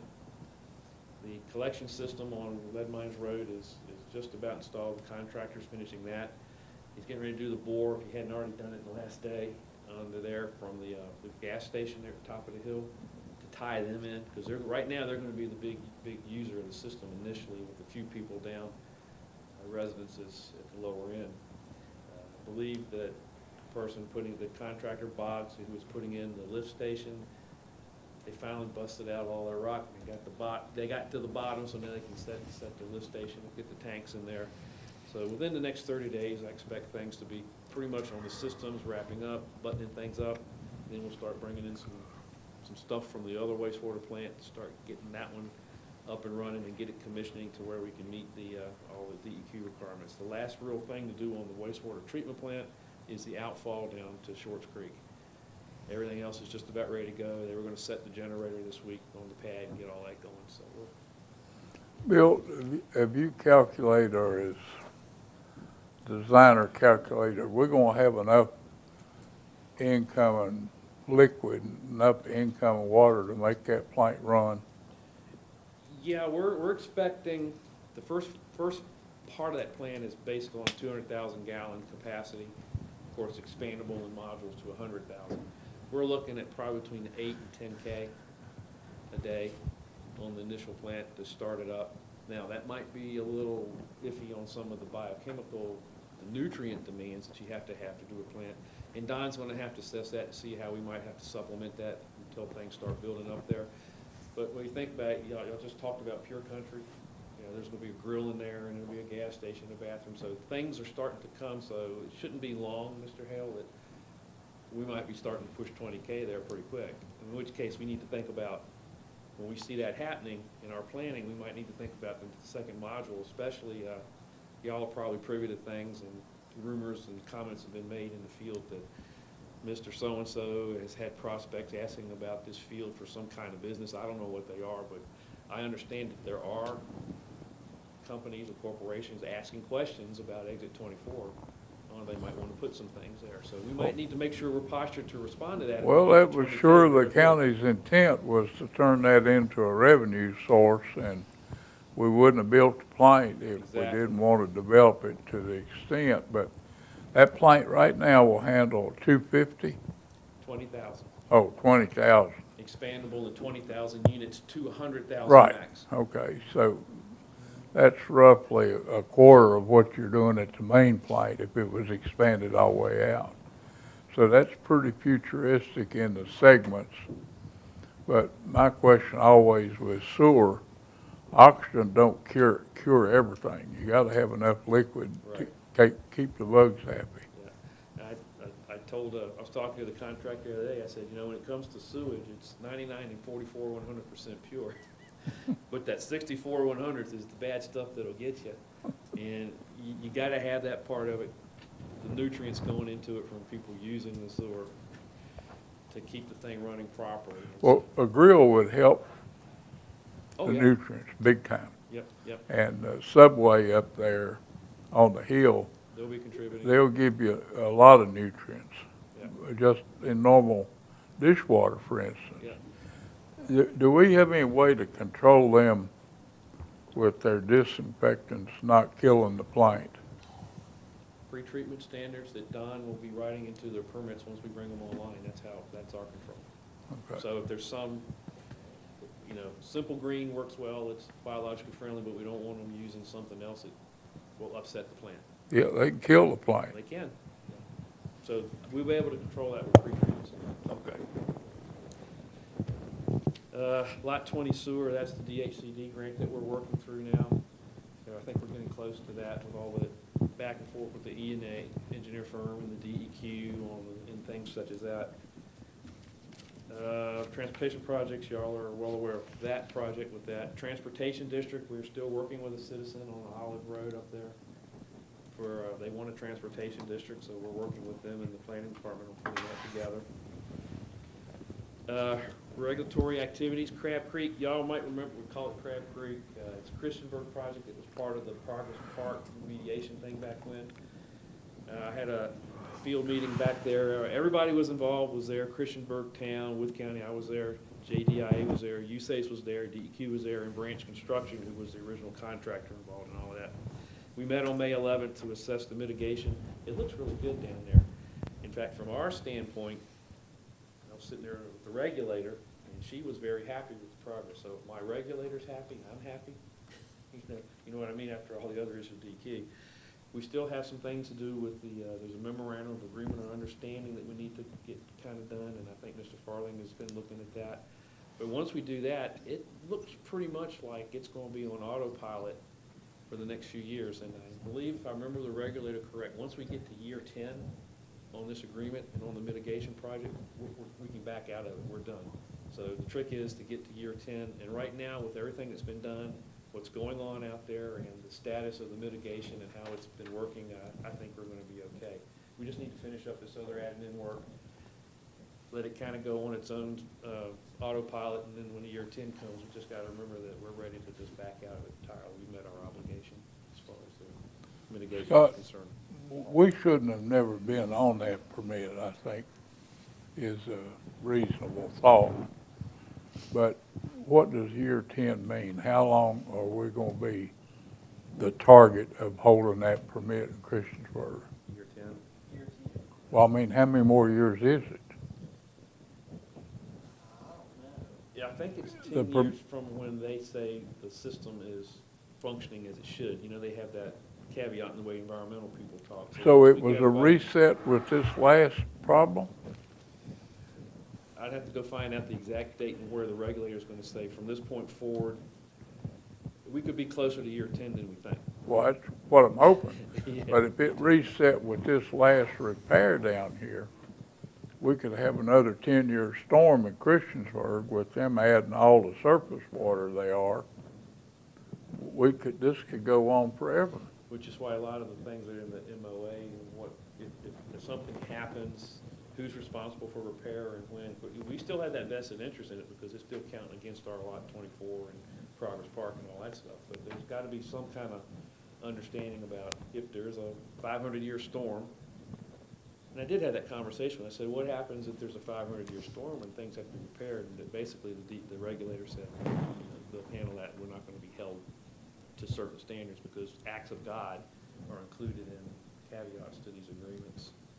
So So I don't think it would mess up our year 10 per se. The real person who has a real vested interest is Christiansburg, because they want to be able to use the perimeters of that and such, for recreational purposes, walking paths and things like that. And they changed the boundaries of what the protected area was. Yeah. Are you aware of their new plan for bringing a road in off of 114 that will definitely affect that project? Back to Pepper's Ferry. Yeah, they're gonna come off of 114 and bring a new road in to those acres and acres of subdivision. And the stormwater off of that is gonna affect this project. Yeah, because the top end of that creek, there's that big mall's already sitting there, right? Yep, but that road's gonna swing off east out there where DMB used to be, come around that hillside and come back into Business 460 down there somewhere between the high school and the city town recreation building, old Lowe's store. Well, It's gonna have a tremendous impact on that whole drainage down through there. If our friends at DEQ hold them to the same standards they supposedly hold us to, then post-construction impacts are supposed to be mitigated to no more than pre-construction. So whatever controls they put off of that road should discharge no worse than what we're having to deal with in that creek right now, if you understand what I'm saying. In theory, that really sounds good, It doesn't it? does. It does, in theory. Major project reviews that I performed, I think we maybe got 3 more minutes. There's a Crossroads Bridge down there at Rural Retreat at the intersection. They're working on that. I guess they're a transportation company that builds bridges and structures for roads and things. And they got a big laydown yard. Ivanhoe Convenience Store, downtown Ivanhoe. Jackson Ferry, the substation expansion, there's been a little more work there. Barron Springs, another convenience store in the curve, big curve there, just up from Hilly Haven, this would be a convenience store. Branch Botanicals, y'all are aware with the Cherry Tree folks, and then the Lot 20 sewer. So those are the major storm erosion and sediment control reviews that I performed and worked with Tim on. Minor project reviews, stuff that just comes up over the course of the year, helping staff and doing small things that come along. The other major project, of course, was the Apex and the intimate daily involvement with the stormwater pollution planning and all that, and y'all are well aware of those issues and what's been going on with that. Conferences, training, professional development. Much to Mr. Dalton's delight, I passed the combined administrator for erosion sediment control, so Mr. Dalton's kind of off the hook. Because he retook it, I guess, back in October, November to kind of do the bridging until I got through it in April. So I'm the one on the hook now, and it's easy for me because all I have to do is maintain my professional engineer license, do my engineering development credits every 2 years, and it's an automatic. Whereas if you're not a registered PE, you have to go back and take the courses and do things again. So, and I claim everything for PD, every 1 hour seminar and every DEQ training, so that's no issue. So we're set on that now as far as ENS control. Bill, are you trying to keep up with all the stormwater things that's happening in Richmond? Yeah, I am, and I've said it before, when they did the change in July in 2014 with the minimum standard 19 in the erosion and control law, they went like this close to making it the same law, because you still have to do everything except nutrients. You still have to do all the quantity on minimum standard 19, but not the nutrient side. The nutrient side's on the stormwater. So they're different sides of the same coin, and like you said, I think eventually they're going to just make one regulation, stormwater and ENS is all going to be combined. And then, of course, corollary to that, we've got the TMDL stuff that keeps coming up. There's been a couple of meetings down in Abington between concerned parties in the area, counties and things about what's coming with TMDL, total maximum discharge loads, which will smell and kind of act like Chesapeake Bay regulations as far as nutrients are all concerned. This is a large rural community down in Southwest. We got a lot of farmers, cattle operations, and you know what happens when they start talking about discharges from what cows and horses and other type operations do, agricultural ops. Who's going to be the target for that? I ran into this down in Florida, with the Mayport Public Works Officer, Jacksonville. They're going to go for the point source discharge to cut back on limits into the waters and things. Well, we own one of those point source discharges. It's called a wastewater treatment plant. Now we're going to have 2. So, you know, when it comes down to what lobby, who's talking and what's going on, I would expect TMDLs will have a large dollar effect on municipal budgets, because when they come in and they restrict your discharge limits to meet standards, then you're gonna be on the hook. The other thing is, a lot of this is possible now, I found out last year, because there's a freshwater mussel that's ubiquitous, it's everywhere, but they couldn't mimic the life cycle of this thing. Every time they try to mimic the life cycle in the lab, they kill it. Well, some smart guy over there at Tech figured out how to mimic the life cycle and keep it alive. And because it's everywhere, it's a great indicator organism, so that's what they're working in, I think, with the TMDLs. We're gonna put this, you gotta take this freshwater mussel and see how it's doing in the benthic organism down in the stream, and if you're killing it or not, or how healthy it is. So because the science has caught up, and I think, you know, with the TMDLs and the Bay Act and everything else, yeah, it's coming. So, at least that's what I'm getting out of emails and the literature and things. Well, again, I may ask you, and Stephen, I asked you to go with me to the next VACO, my steering committee, Environmental Agriculture Steering Committee, because we cover a lot on stormwater and DEQs there at every meeting, so I think it might be helpful for you to hear some of that that's Yeah, it would be very going on. useful. And for Laura, this last little piece is kind of nice, because we've talked about all the projects and all the money, but we do draw requests against loans and grants to get things back in the coffers, and comes into her shop.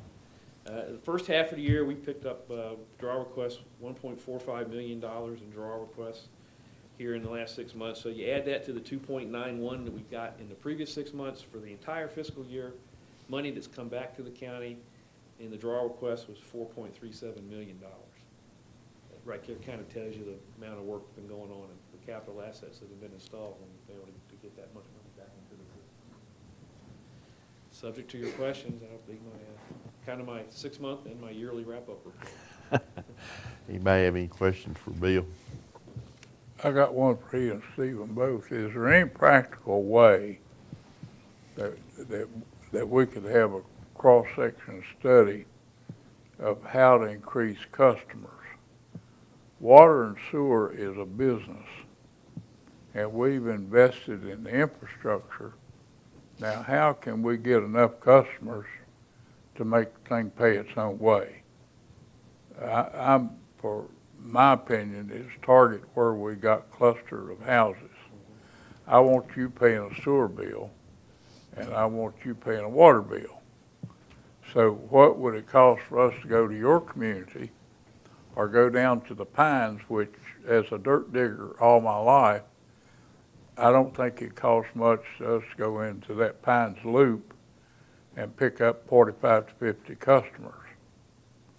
It's there. We got plenty of water going by it, and we don't pick up the houses. Yeah, I think a lot of it now is going to be local finance, where if it's small pieces, then we can work it into the budget yearly and work out the business plan to be able to do that in these places. Because you're right, we've got the main stems, now we kind of left and right off of, which is exactly what we did on Speedwell with the extra money, and we kind of picked up some of Cripple Creek Road, we picked up Cinnamon Run, those type little places where we can go left and right and grab 10, 15, 20, 30 more customers on these lines. If this group here saw a county map that just had where we've got water and where we've got sewer, and you put a tentacle out there 8 miles to the west or whatever it is on the line that goes to rural retreat, there's no revenue source anywhere on that line that makes it profitable. If you go with Castleton Road, we had a severe need at the end of it, but it was a long way down there. So some of these other places, like East Lee Highway and the Pines and where you live, those are places that for not much money, and say they are county projects. Let's forget the Wythe County Way. Somebody else is going to pay for it. If we had to do a bond project, it's a business plan that you can borrow the money with a bond sale, and you can project your income and then make it happen. But with us building projects and adding that cost in for debt service, we're never gonna get ahead of the curve, except by volume. The water plant can produce what? 2 million gallons? Yeah, and expandable all Yeah, the way but up. 2 million gallons right now. So how much are we selling? There's the rub. It takes the same amount of people to run 1 million to 1.5 million gallons, maybe even 2 million, as it does to run 400,000. So you can offset or moderate your cost by your income. And I think it's time that we think about that. You know, ideally, when there was free money, just build lines. Well, I think first thing we need to concentrate on is all the water loss we got and fix that first before we start expanding in other directions. Well, Tim, some of them are don't even make sense that we're not doing them, and I think both of them will agree with it. The Pleasant Pine one is one that we could work with our open-ended engineering firm just to do a small plan on it, come up with a cost to run that line the rest of the way. And we can obviously run the calculations of what the revenue would be off of that. And it's a loop. Yeah. It's a half loop right now. The road's a loop. We have water on part of it and sewer on a little bit of it, but yeah. But you got the main line goes across the open end of the horseshoe. Yep. What I'm saying, if you tap it here and tap it here, you got a loop out there. And with the equipment we've got, if you had the people, you could build the line yourself. It's opening and closing the ditch. But if you don't have the people to do that, we've got the equipment to do it, but we don't have the people to do it. So if you can show that you make money by adding 60 customers, But, and You he's gotta right up- on that. That's one of the problem we have is there is not much, and it's exactly what Robert Hilton said from Rural Development as well. There's not much low-hanging fruit out there to get very profitable projects left. that's one, That- over where he lives. Have we got a bore under the road already down there? To get to the other side of Topaz, I believe, well, we You do. doing it under the interstate or? Yeah, under the interstate. There are, Couple. there's a couple of Yeah. culverts or bores under there already. I think. So there's a big expense you don't have. Yeah, because when we did Grants Forge Phase 3, thinking sewer, we had the money, we put the bore under right there just below Estes over to the other side. Well, So you put a we pump Put a water station. pipe in there, just easy, you run a sewer line in there if we have to. And one of the things that Mr. Crisp is trying to locate funding for is an update on our master plan. Because we've been working off of a 1995 master plan for our water. And it is time to update it and especially hit on the sewer, where, some sewer upgrades, picking up some profitable sewer locations in the process. So, a master water and wastewater study, the Mount Rogers source was not available to do that, but we're still trying to locate some money on that. In addition to what Mr. Hale's talking about, small projects, but basically updating a master plan of where we can go with some projects. What is our debt service now on the water? Total, I don't have it in front of me, Mr. Reeves, I can go grab it, but. That's okay. Looking at it on the, you remember one? I just get the money in and I don't take it or send it out. And I know it's a pretty good piece of the general fund. I mean, what are we looking at as offset of what we're bringing in and what our debt service is?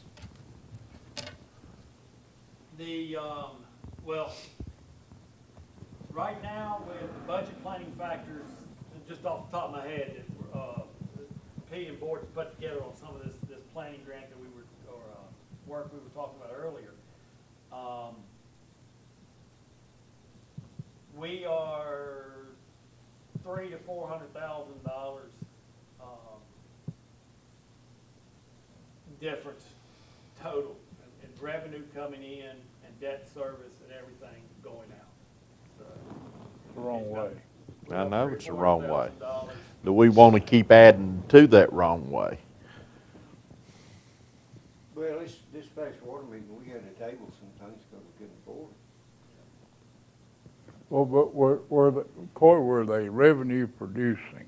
No, Every one of them, including, this Ricky Road requires $10,000 a year for 40 years to do it, and that was the cheapest one. If we would have done the top ranked projects on all three of them, it would have cost $180,000 a year out of the general fund to the water fund to do all three of those projects. So that should have been a disqualifier. Right. But these others we're talking about where you got concentrated people, if you did that same kind of analysis and can show that they will make money and reduce what we're taking out of the general fund, and you're just talking about water now. Yes. Now sewer makes money, doesn't it? Sewer is, we are on the profit side on sewer, on being able to have money available for expansion, extension. Well, you know, I deal with one where I help pay the bill. What we pay at the Ruritan Club is an astronomical amount if you tie it down to a gallon. You know, we use about 400 to 500 gallons a month, assuming that we don't carry a lot of water there with us, but you pay on the water bill. When you pay that on the sewer, I think it's about $70 a month total for let's say 500 gallons. That's a moneymaker. And you need more of these that will make a little bit of money to help offset what we're taking out of the general fund. And I'm not saying go out harem scare them, do a study and a business plan that they can do. Well, Dunford Road was what, about 2.5 miles long, they had 100-some sections. Well, there were the 4 or 5 options, and of course, you got operational concerns, you got concentrations. The Olive Lane bunch was a concentration. You go around the curve on Dunford, and there's that little subdivision there was a big concentration. But to do a loop, which makes sense operationally, of course, when you got the long sections with no houses, then that's just expense, like you were saying. Well, And that was disqualified some of those options. So we went down to a couple of primary options in each one. And even at that, because of the way we get our money between loans and grants now, and grants not being available, it just pushed things up above where our debt service couldn't take it anymore. Well, let's just talk about specifics for a minute. Is Dunford included in the 52 South extension? Well, if we put in one pump station, You talking about sewer or what? yeah, sewer, On Ivanhoe, No. Putting a pump Fif- station down there down below the church. yep, Yeah, there's several iterations, and we had looked at that. There's the straight section where gravity collect to the bottom, Pump force it main back. back up to Fort Churchill High School. One of the options also is part of that larger plan, you kind of have a line run up through the trailers there over back to Ivanhoe and pick up as much by gravity as we can there, low-hanging fruit. Because if you're gonna do the one, a little bit more collection system, you can pick up folks all along Ivanhoe Road. So, yeah, there's A, and then there's expanded B, and then there's C. It just depends on what the costs are and how we can get to it, but that's kind of out there in the planning stage. but I guess I'm confused. If you look at phase 1, phase 2, phase 3, however you break it up engineering-wise, obviously phase 1's got to happen first where the primary lift station is to get it back to the main. Is it feasible that you do phase 1, then you got all that mileage or hundreds of feet that you're not going to have any customers going up that drainage where God said here's where to put it. But you would pick up all that subdivision that I understand is just about ready to be sanctioned, isn't it? In Deerfield is just about ready to take off, and we can help the environment by not putting septic tanks up there. We pushed water up there. Now, gravity will take care of putting all those subdivision houses into this pump station. Yeah, there's like 4 houses up there now, the one up front and then the 3 that they got on the main road. So all those other lots are open to have. Well, he says he's got deals ready to close once it's finished. Right, and he's gonna have to put alternative treatment because of where it is, or septic field if he can, until we do something further down to collect it. So, Well, yeah. Bill, that's the question I'm asking. You pick up a trailer park that I don't know how in the world it's functioning on septic tanks because of the size of the lot. One just up from the, Yeah. from the auto shop right there. It They're, goes back they're, up they're there. wall to wall, end to end They up are. there. Yeah. And those are potentials. And what I guess I'm asking you, do we look at a segment, phase one is viable right now? It would pay for itself. Then phase two, do you set up for the pump with projections?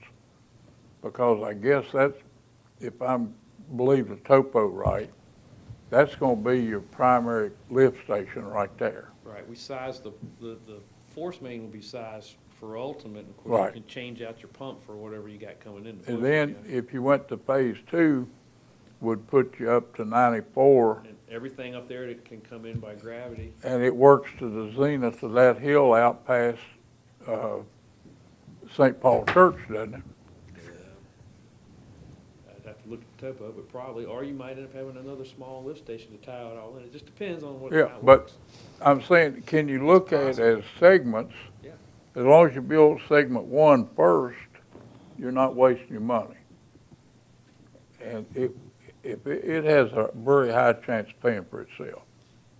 Yeah, because we've got the two churches, we'll have that Long Meadow subdivision, something else that's rumored that might come in there across the street, maybe next to you guys, that we keep hearing rumors of. The trailer park, for sure, all that will gravity flow right down in there, and then it's just a matter of pushing it back up the hill and there's up to the high school, putting the sewer there. And the upside of that is commercial development. You cannot have zoning and you can control development by where you put the water and sewer.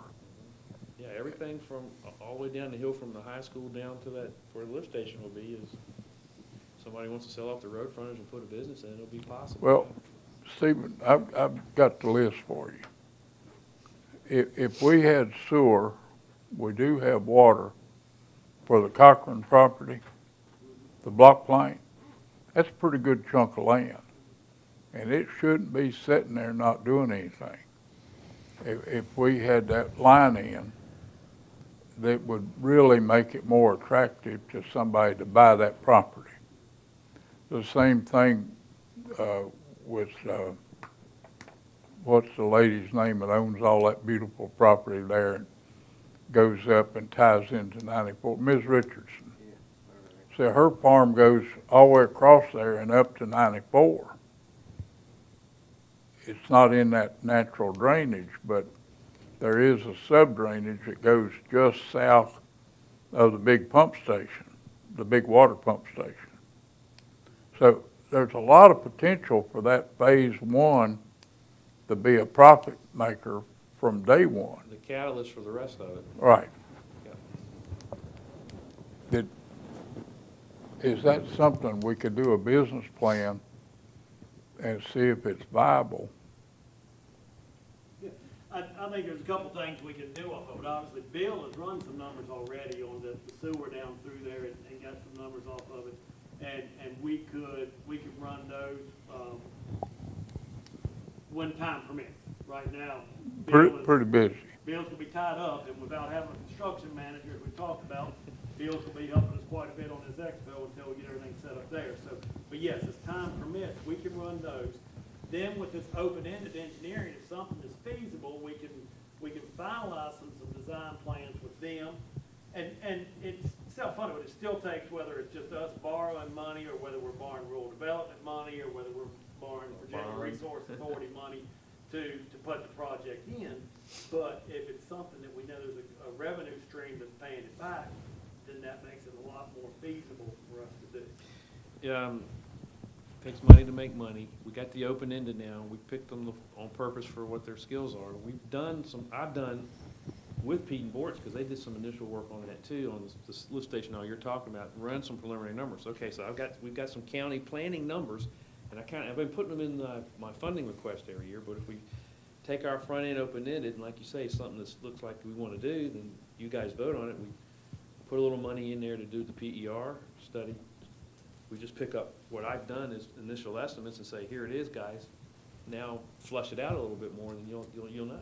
And that was the whole purpose of this open-ended stuff was these little spot jobs and things that come up that we can get at them without having to go through a long convoluted process of going out and funding, through RD or whoever to get the engineering studies done. So, yeah, part of the business plan. I think we're like one step closer to working smarter and not harder. Well, the phase one part, if it will stand alone, that's mostly number crunching instead of engineering. Because you know what will work there and roughly what it's gonna cost to do it. On the business plan, it's being able to show us that it's a moneymaker and will pay for itself. That's my thought process. Bill, is our capacity at our main sewer plant now, and when will we have to go to upgrade, and how much can we upgrade at our sewer plant?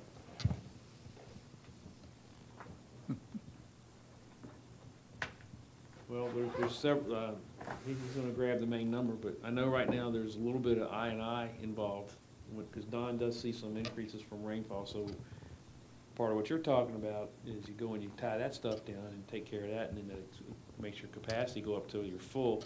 I know Don's saying we're getting close to on the front end screens, which is why we needed the Headworks project, that we can now get to because y'all had approved the open-ended on the front end.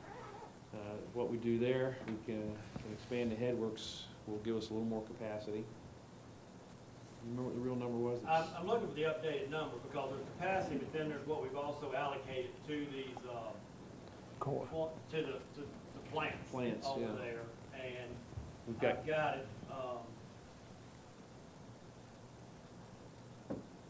Okay, if we're okay, looking we're at up one to, point 2.5 million gallon per day capacity in our Right. plant.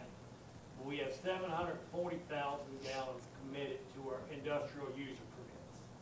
However, we are not seeing the full utilization of those allocated capacities, but that's what's allocated to them, in the process. so about 300,000 or so elbow room for expansion. Sorry. Yeah, me too. But basically, 750 of the 1.25 is committed. Now, we're not running that much right now because nobody's meeting their full capacity. But when I you mean, get if up we to add a- 80% level, you have to be showing you're making the plans for expansion. okay, if we add a couple of industries and stuff into the county in the Progress Park, what is our plans Yeah, this on is on an upgrading the, individual basis, yeah. And your inflow infiltration plan to reduce extraneous water flow. have we all got that plays all into in that. place to move forward with it if something happens? Yeah. It goes back to that maintenance issue y'all were talking about earlier, so we know we got some maintenance, you got a plan for that, take care of I&I. Headworks project, I know the Headworks project will help us a little bit, where the first comes into the plant and goes through the screens and things, Don's saying we're getting right at capacity on that, so we need a little more help there, a little more headroom, whether it's a bypass or an extra chute for more screening or whatever. There are things we can do hydraulically, engineering-wise up front to help. And that's what these studies will tell us, and give us a little more elbow room for expansion in other places.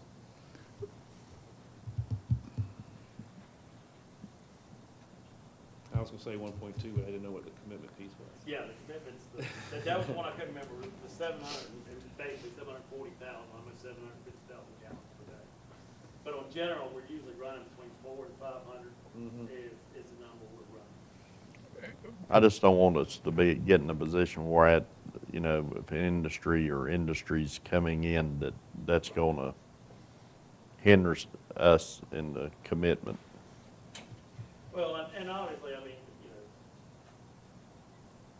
the Gatorade plant is obviously one of the hugest users that we have out there, and then, we take something like that in, we still have volume capacity to handle something like that if it came in. But yes, we would, when you get to that level, you've gotta have your plans. And of course, there is an overall design plan of how you have your additional module spaces out there. Well, Steve, look at it from another point of view.